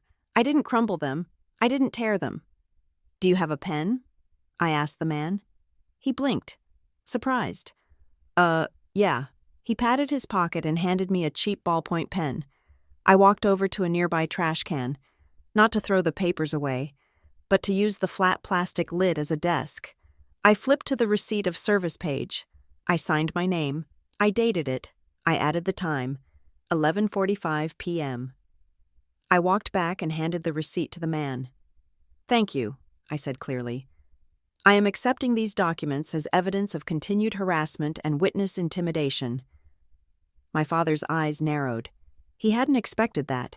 He had expected the unstable daughter. He got the paralegal. "You can't win, Freya," he said, his voice dropping to a whisper that didn't carry to the process server. "We have the resources. We have the time. You have nothing but a story. I have the truth," I said. "And tomorrow morning, Judge Sterling is going to hear it." I turned to leave, but the sliding doors opened, and a gust of cold night wind blew into the terminal. 2 figures walked in. One was Evan Mercer. He looked disheveled, his tie loosened, his gray hair standing up in tufts, but seeing him was like seeing an angel in a rumpled suit. The man walking next to him was a surprise. It was Mr. Henderson, George Henderson. He was my grandfather's neighbor, a retired mechanic who had lived next door to the Holloway estate for 30 years. He was wearing a flannel jacket and a baseball cap, looking completely out of place in the sleek airport terminal. "Freya!" Evan called out. Rushing forward, he put himself physically between me and my parents, a human shield in a pinstripe suit. "Are you all right? Did they touch you?" "I am fine." "Evan," I said. "Just got served some light reading material." I held up the restraining order. Evan glanced at the papers and snorted. "Paper tigers, we will vacate this before breakfast." But my parents weren't looking at Evan. They were staring at Mr. Henderson. For the first time all day, for the first time since this nightmare began, I saw genuine fear on my mother's face. Her hand went to her throat. My father took a step back, his polished confidence cracking like a windshield hit by a rock. "George," my father said, "what are you doing here?" Mr. Henderson didn't answer him. He didn't even look at him. He walked straight up to me, his heavy work boots clomping on the floor. He looked at me with sad, kind eyes that reminded me so much of Grandpa that I almost started crying right there. "Hello, Ed. Freya," he said. His voice was rough, like gravel tumbling in a dryer. "Your grandpa told me to look out for you. He said if things got ugly, I should come find you." "Things are ugly. Mr. Henderson," I whispered. "I know," he said. "I saw the police cars at the house that night. I saw who left and who didn't." My father made a noise, a strangled, choking sound. "George, be careful what you say. You are an outsider. This is a family matter. Mr. Henderson reached into the inside pocket of his flannel jacket. He pulled out a thick manila envelope. It was sealed with red wax. Old-fashioned, dramatic, and unmistakably my grandfather's style. Along with it, he pulled out a small, brass key. "Arthur gave me this 3 weeks ago." "Mr.," Henderson said, loud enough for my parents to hear every syllable. He said, "George, if I die, and if you see Thomas and Martha trying to lock Freya out, you give her this. You don't give it to anyone else, just Freya." He handed the envelope and the key to me. I took them. The envelope was heavy. It felt dense, like it was packed with more than just paper. The key was cold against my palm. "That is property of the estate," my father shouted, stepping forward. "Freya, give that to me, as the temporary administrator." "You are not the administrator," Evan barked. Turning on him, "Judge Sterling denied your motion. Thomas, you have no authority. You are just a bystander." "That is stolen property," my mother shrieked, losing her composure entirely. "George, you thief! We will sue you. We will take your house." "Mr." Henderson laughed. It was a dry, humorless laugh. "You can try, Martha, but I reckon the sheriff might be more interested in the security footage from my porch camera. It points right at your dad's driveway." My parents froze. The porch camera. I looked at the envelope in my hand. I didn't know exactly what was in it, but I knew what it represented. It was the failsafe. It was the dead man's switch. "Let's go, Freya," Evan said, placing a hand on my shoulder. "We have a motel room booked. We need to prepare." I nodded. I tucked the envelope into my folder, sandwiched between the police report and the restraining order. I looked at my parents one last time. They stood under the harsh airport lights, looking smaller than I had ever seen them. The corporate veneer was gone. The concerned parents act was dead. All that was left were two greedy people who had just realized they had brought a knife to a gunfight. "See you in court," I said. We walked out into the cold night air. Evan's car was waiting at the curb, an old sedan filled with case files and fast food wrappers. I climbed into the back seat, collapsing against the upholstery. "Where are we going?" I asked, as Evan started the engine. "The Starlight Motel," Evan said. "It is a dump, but it is 5 minutes from the courthouse, and more importantly, nobody knows we are there. No phones, no room service, just sleep and strategy." We drove in silence for a few minutes, the streetlights flickering past like strobe lights. "Evan," I said, breaking the silence, "can I borrow your phone? I need to make one more call." "Who?" Evan asked, eyeing me in the rearview mirror. "It is midnight. Freya." "The airport police," I said. "Freya, let it go." Evan sighed. "You got the incident slip. You are clear." "It is not about revenge," I said, though a part of me knew that wasn't entirely true. "I need the full file. I need the audio recording of my father's call. The incident slip is just a summary. The recording is the weapon. If I can play his voice lying to the police in open court tomorrow, it is over." Evan handed me the phone without a word. I dialed the non-emergency number for the airport precinct. I navigated the automated menu until I got a night shift desk sergeant. "Records Division," a tired voice answered. "Hi, this is Freya Hughes," I said. "I was the subject of Incident 49 earlier today. I need to know the procedure for subpoenaing the raw audio of the 911 call and the dispatch radio traffic." The sergeant paused. "Usually that takes a court order. Ma'am, FOIA requests take weeks. I have a hearing at 8 a.m., I said. "Judge Sterling in probate. If I get him to sign a subpoena deuces tecum from the bench, can you email the file directly to the court clerk by 9? "If the judge signs it, we comply immediately," the sergeant said. "But you need the order first." "I will get it," I promised. "Please just flag the file so it doesn't get archived." "It is flagged," the sergeant said. "Officer Miller already put a hold on it, said he figured you would be calling." I smiled in the darkness. "Thank Officer Miller for me." I hung up and handed the phone back to Evan. We pulled into the motel parking lot. The neon sign buzzed ominously, missing the letter O in motel. It was the kind of place where people went to hide, or to start over. Evan checked us in. I carried my folder into the room, which smelled of lemon disinfectant and old cigarettes. I sat on the edge of the bed, the mattress sagging under my weight. I placed the blue folder on the nightstand. I took out the envelope Mr. Henderson had given me. The red wax seal was intact. It bore the imprint of my grandfather's signet ring, an eagle holding an olive branch. I ran my thumb over the wax. My parents were terrified of this envelope. They had threatened a neighbor. They had screamed in an airport. I could open it now. I could rip the wax and satisfy the burning curiosity that was clawing at my chest. But I stopped. Strategy. That was what Evan kept saying. Strategy. If I opened it now, here in this dingy room, it was just information. But if I opened it tomorrow, in the courtroom, on the record, in front of the judge, then it was evidence. Then it was theater. Then it was a bomb. I put the envelope down next to the lamp. I lay back on the bed, staring at the water-stained ceiling. My body was aching. My eyes were burning, but my mind was sharpening. They had tried to stop me with police. They had tried to stop me with airlines. They had tried to stop me with restraining orders. But they had failed. I was here. I was 30 miles from the courthouse. I had the evidence. I had the witness. And I had the key. For the first time in my life. I wasn't afraid of what the morning would bring. I was looking forward to it. I closed my eyes, and for a brief second, I imagined my grandfather sitting in the chair in the corner, winking at me. "Get them, Freya," he would have said. "I will," I whispered to the empty room. "I will." The sun had not yet risen over Silver Prairie when Evan knocked on the adjoining door of my motel room. It was 5:45 in the morning.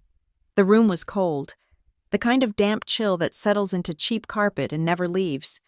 But I was wide awake. I had been awake for hours, staring at the red wax seal on the envelope Mr. Henderson had given me. "Coffee," Evan said, handing me a styrofoam cup that steamed in the cold air. "And a witness?" He stepped aside to reveal a woman standing behind him. She was short, wearing a heavy cardigan over a nightgown, looking annoyed but awake. "This is Mrs.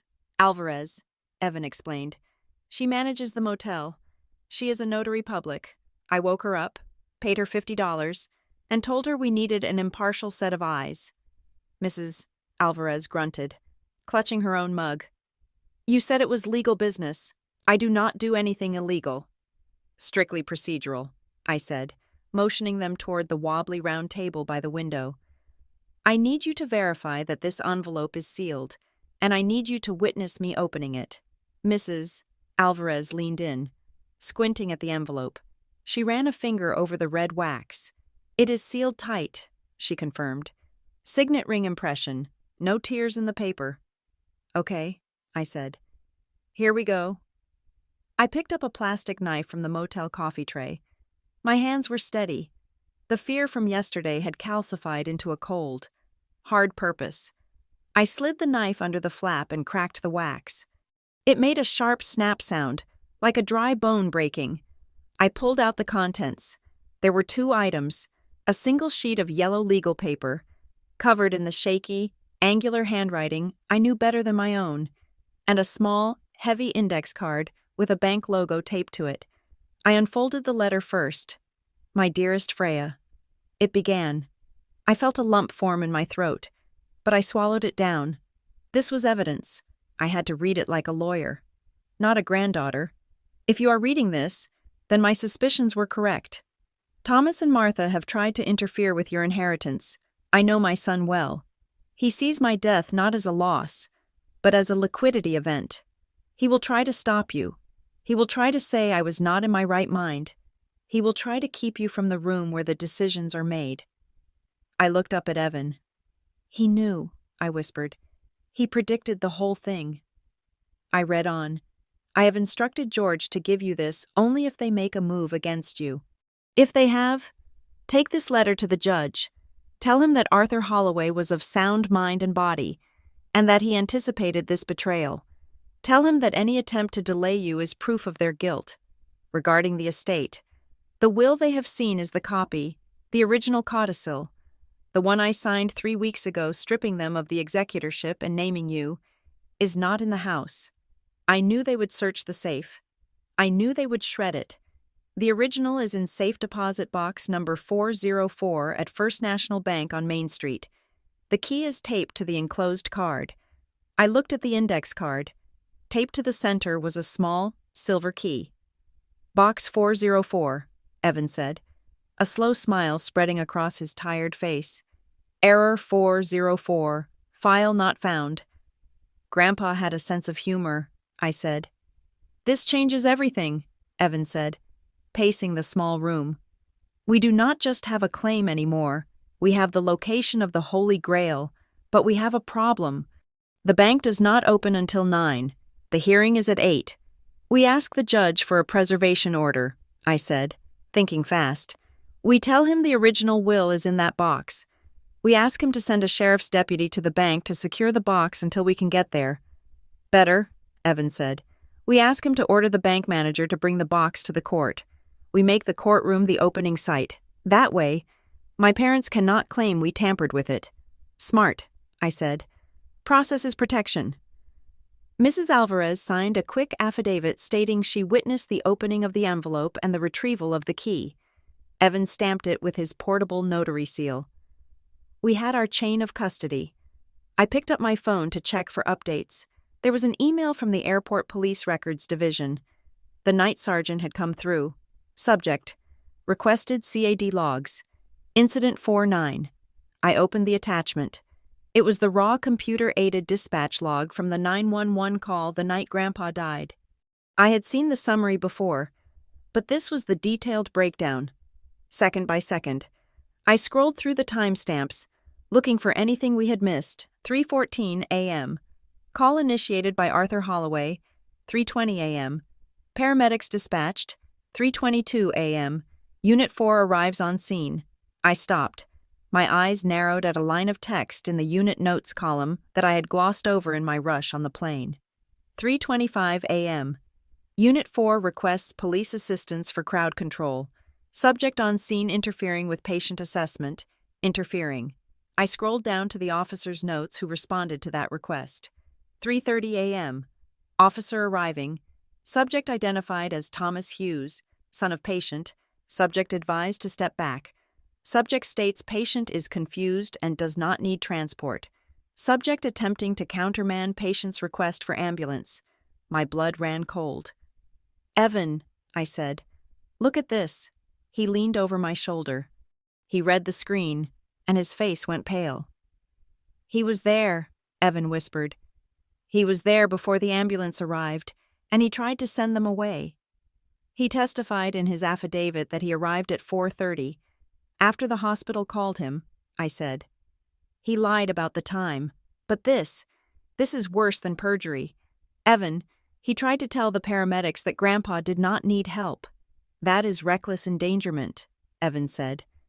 Maybe even attempted manslaughter. He was trying to let him die in that bed.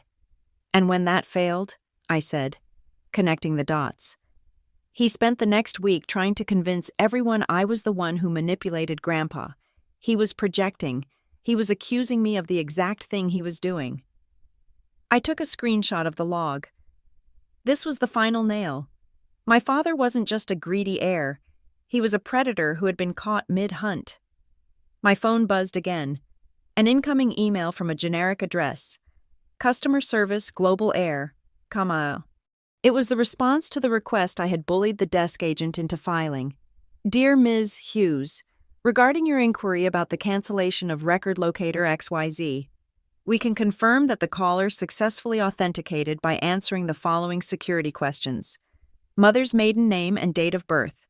The IP address of the caller was traced to a device utilizing a Wi-Fi network named Holloway_guest. Holloway guest, I said. That is the Wi-Fi at my parents' house. He canceled your ticket from his living room, Evan said, while he was probably drinking his morning coffee. We have him, I said. We have him on fraud, we have him on perjury, and we have him on interference with emergency services. My phone buzzed a third time. This time, it was a text message. Mom. I stared at the preview. Come home. Mom is sorry. It was followed by a second message. Dad is just stressed. We can work this out. We don't need lawyers. Just come to the house before court. We can talk about the will privately. Please. Freya. For the family. I looked at the words. A week ago. That message might have worked. A week ago. I might have believed that they were just stressed. That this was all a misunderstanding. But now I saw it for what it was. It was a lure. They knew they were losing. They knew the judge was angry. They wanted to get me into a room alone, away from Evan, away from the record, and probably bully me into signing a settlement. Or worse, they wanted me to miss the 8 o'clock hearing by detouring to their house. They are scared, I said, showing the phone to Evan. Do not reply, Evan warned. Any response can be twisted. If you say no, they will tell the judge you are being hostile and refusing to mediate. I am not going to reply, I said. I am going to let the judge read it. Evan sat down on the edge of the bed, rubbing his temples. Freya, there is one more thing you need to know. I got a call from a clerk friend of mine late last night. He saw a draft filing in the system. What kind of filing? I asked. Your parents are not just fighting the will anymore, Evan said seriously. They are pivoting. If they cannot win the argument that the will is fake, they are going to argue that the heir is incompetent. They are filing for a conservatorship, I said. I felt a chill that had nothing to do with the room temperature. Yes, Evan said. They are going to ask the court to appoint them as your legal guardians. They are going to use the airport incident, the agitation, and your history of grief to say that you cannot manage your own affairs. If they win that, it does not matter if you get the money, because they will control you. It was the nuclear option. It was the weaponization of love and protection. It was how you turned a person into a prisoner in their own life. They want to pull a Britney Spears on me, I said dryly. Essentially, Evan agreed. They want to paint you as a danger to yourself. That is why they keep using the word unstable. They are building a medical case, not a legal one. I looked at the folder on the table, the police report, the 911 log, the letter from Grandpa, the key. They are trying to paint a picture of a crazy girl, I said, standing up. So we are going to show them a picture of a detective. I grabbed my coat. We have the original will. We have the proof that my father is a liar, and we have the proof that he tried to let Grandpa die. If they want to talk about who is dangerous to the public, let's talk about the man who countermands paramedics. We need to go, Evan said, checking his watch. It is 7:15. The traffic into town will be heavy. I picked up the envelope. I picked up the folder. Evan, I said, when we walk in there, I do not want to sit at the back. I want to sit at the plaintiff's table. You are the plaintiff, Freya, Evan said, opening the door to the parking lot. Today, you are the only sane person in the room. We stepped out into the morning light. The sun was finally breaking over the horizon, casting long, sharp shadows across the asphalt. I climbed into the passenger seat of Evan's car. I checked my phone one last time. Come home. The text read. I deleted it. I am going home, I whispered to myself as we pulled onto the highway. But first, I am going to court. The drive was silent. I watched the familiar landmarks of Silver Prairie roll by. The water tower, the high school, the diner where Grandpa used to take me for pancakes. It was my town, but it felt like enemy territory.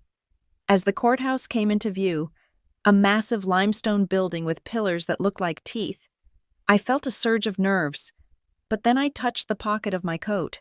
I felt the outline of the brass key. Grandpa had left me a treasure map.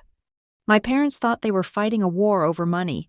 They didn't realize they were fighting a war over the truth, and the truth was sitting in box 404, waiting to be let out. The heavy oak doors of the Silver Prairie County Probate Court swung open with a groan that sounded like history being rewritten.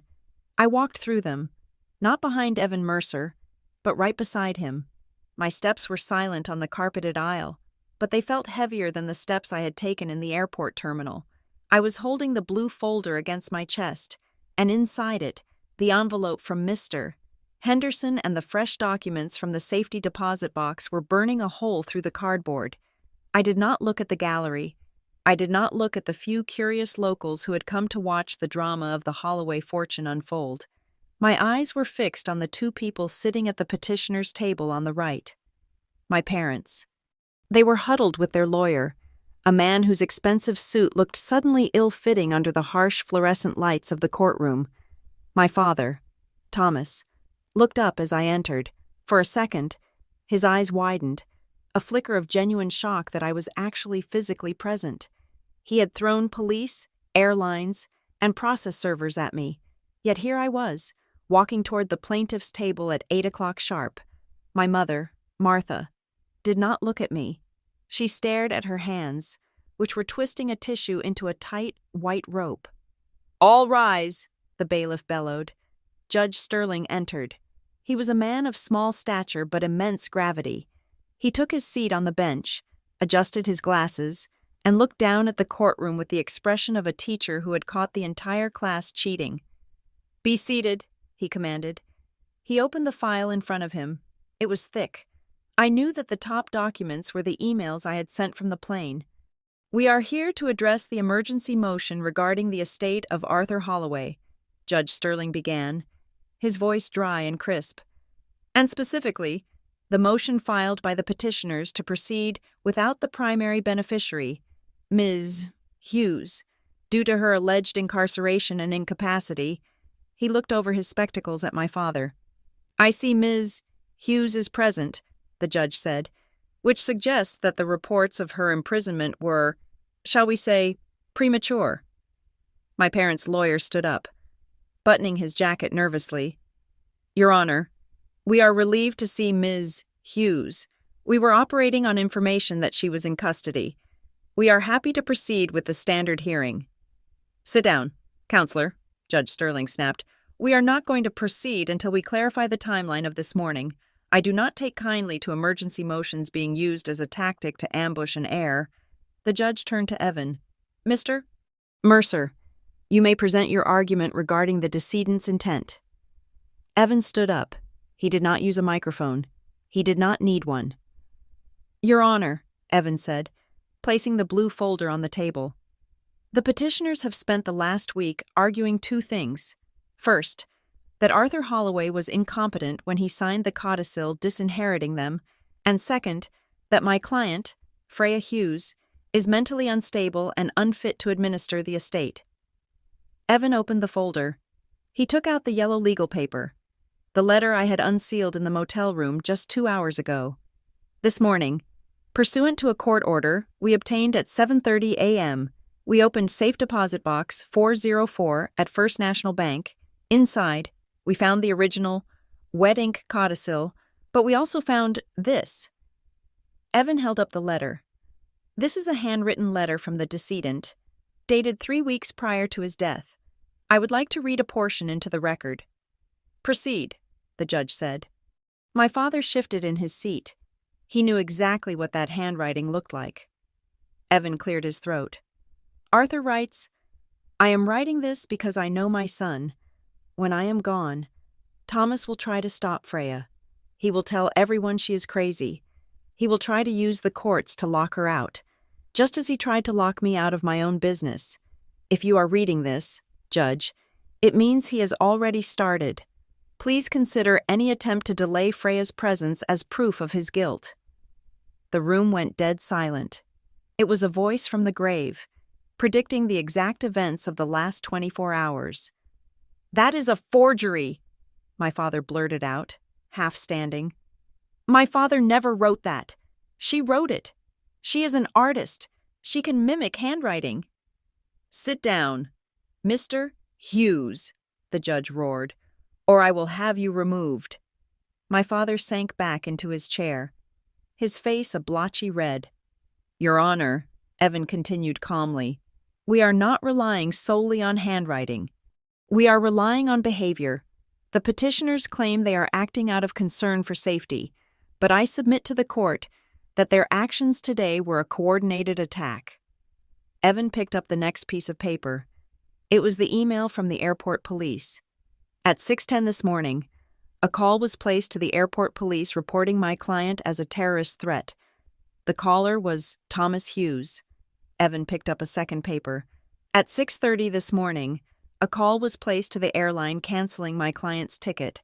The caller identified himself as Thomas Hughes. Evan turned to look directly at my father. Two different systems, two different lies, one common denominator. Judge Sterling looked at my father. The look was withering. Mr. Hughes, I am going to ask you a question, and I want you to think very carefully before you answer, because the penalties for perjury in my courtroom are severe. Did you call the airport police because you genuinely feared for the safety of the flying public? Or did you call them because you feared what would happen if your daughter walked into this room with that letter? My father opened his mouth. He looked at his lawyer. The lawyer looked down at his shoes. There was no defense. If he said he feared for the public, the recording of him canceling the ticket, which implied he knew she was safe enough to just rebook, would trap him. If he admitted he feared the court, he admitted to abuse of process. He said nothing. The silence stretched out, heavy and suffocating. Let the record show the witness is silent, Judge Sterling said. And silence, in this context, is deafening. We have one more piece of evidence, Your Honor, I said, speaking up for the first time. Evan nodded to me. I stood up. My legs felt solid. The petitioners have claimed that on the night my grandfather died, he was in a coma, I said. They claim they were at his bedside. They claim I was absent. I picked up the screenshot of the 911 dispatch log, the one with the interference note. This is the official computer-aided dispatch log from that night, I said, handing the copy to the bailiff to give to the judge. At 3:14 in the morning, a call was received from the landline in the master bedroom. The caller was Arthur Holloway. He was awake. He was asking for help. I heard my mother gasp. A sharp intake of air that sounded like a balloon popping. And here, I pointed to the highlighted section on the projection screen Evan had set up. At 3:25 in the morning, the paramedics requested police assistance. Why? Because a subject on scene was interfering with patient care. That subject was identified as Thomas Hughes. I looked at my father. He was staring at the table, his posture collapsing. He looked smaller, older, and infinitely more pathetic. He was not holding Grandpa's hand, I said, my voice trembling slightly with the weight of the truth. He was trying to send the ambulance away. He was trying to let him die so the will would not be changed, and when that failed, he spent the last week trying to gaslight me into believing I was the one who abandoned him. That is enough, Judge Sterling said. He closed the file. He took off his glasses. He rubbed the bridge of his nose, a gesture of profound exhaustion with the ugliness of human nature. I have heard enough, the judge said. I am ready to rule. The lawyer for my parents stood up weakly. Your Honor, regarding the conservatorship motion. Denied, the judge cut him off.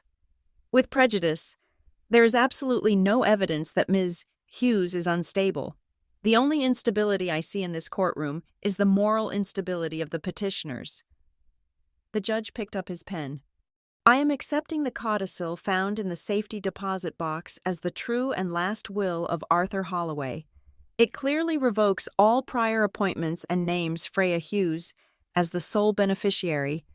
However, the judge continued, looking at me, given the extreme acrimony and the criminal allegations that have arisen today, I am going to appoint an independent third-party administrator to handle the immediate transfer of assets. I am appointing the county public administrator to secure the bank accounts effective immediately. This is to ensure that no funds are moved, hidden, or dissipated by anyone until the final accounting is done. It was a smart move.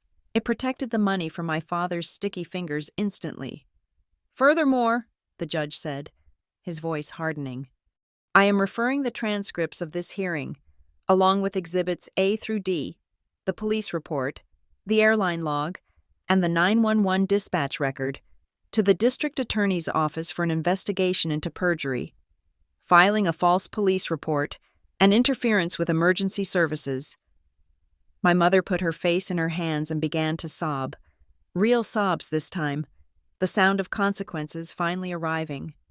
"Finally," the judge said, "I am imposing sanctions on the petitioners. You are ordered to reimburse Miss Hughes for the cost of her replacement airline ticket, her legal fees for today's appearance, and a penalty of $5,000 for wasting the court's time with a frivolous emergency motion." "So ordered," the gavel banged. It was a sharp wooden crack that signaled the end of the war. "Court is adjourned." The room erupted into the noise of people moving. But I stood still. I watched the bailiff move toward my parents, not to arrest them, not yet, but to serve them with the paperwork for the sanctions. My father looked at me across the aisle. His eyes were empty. The arrogance was gone. The salesman had run out of pitches. I didn't smile. I didn't feel a surge of joy. I felt a profound, quiet relief. The narrative was broken. The crazy daughter story was dead. The truth was written in the court record, permanent and unchangeable. Evan packed up his briefcase. "You did it, Freya," he said quietly. "Arthur would be proud." "He did it," I said, touching the letter. "I just delivered the mail." We walked out of the courtroom. The hallway was bright with mid-morning sun streaming through the high windows. It felt different than the dark, oppressive airport terminal. It felt like a place where I belonged. I walked to the water fountain and took a long drink. My phone buzzed in my pocket. I pulled it out. It was a text message from my mother. "Vegnadi. Come home." Just 2 words. No apology. No explanation. Just the old command. The old reflex to pull me back into the circle. To pretend that the last 24 hours hadn't happened. To sweep the wreckage under the rug of family. I looked at the screen. I looked at the words that had controlled me for 25 years. Come home. For years. I thought home was a place you were assigned, a place where you had to stay, no matter how much it hurt, because you shared blood. I thought family was a debt you spent your whole life paying off. I looked up at Evan, who was waiting for me by the exit doors. I looked at the letter in my hand from a grandfather who had loved me enough to protect me from the grave. I unlocked my phone. I didn't type a reply. I didn't argue. I pressed the block caller button. "Confirm block?" the screen asked. I tapped yes. The message vanished. The connection was severed. I put the phone back in my pocket and walked toward the exit, my heels clicking on the marble floor. I wasn't going back to the house where I was the crazy daughter. I was going to the bank to sign the papers. I was going to the cemetery to put flowers on a grave. And then I was going to find a new place to sleep. I realized then, as I pushed open the heavy doors and stepped into the fresh air of Silver Prairie, that family isn't the place where you are held prisoner. Family is the place where you are allowed to walk free. And for the first time in my life, I was walking. Thank you so much for listening to my story. If you enjoyed this journey of justice and vindication, please scroll down and leave a comment telling me where you are listening from. I would love to know how far Freya's story has traveled. Don't forget to subscribe to the Lucy Revenge Stories channel, like this video, and smash that hype button to help this story reach more people who need to know that the truth is worth fighting for.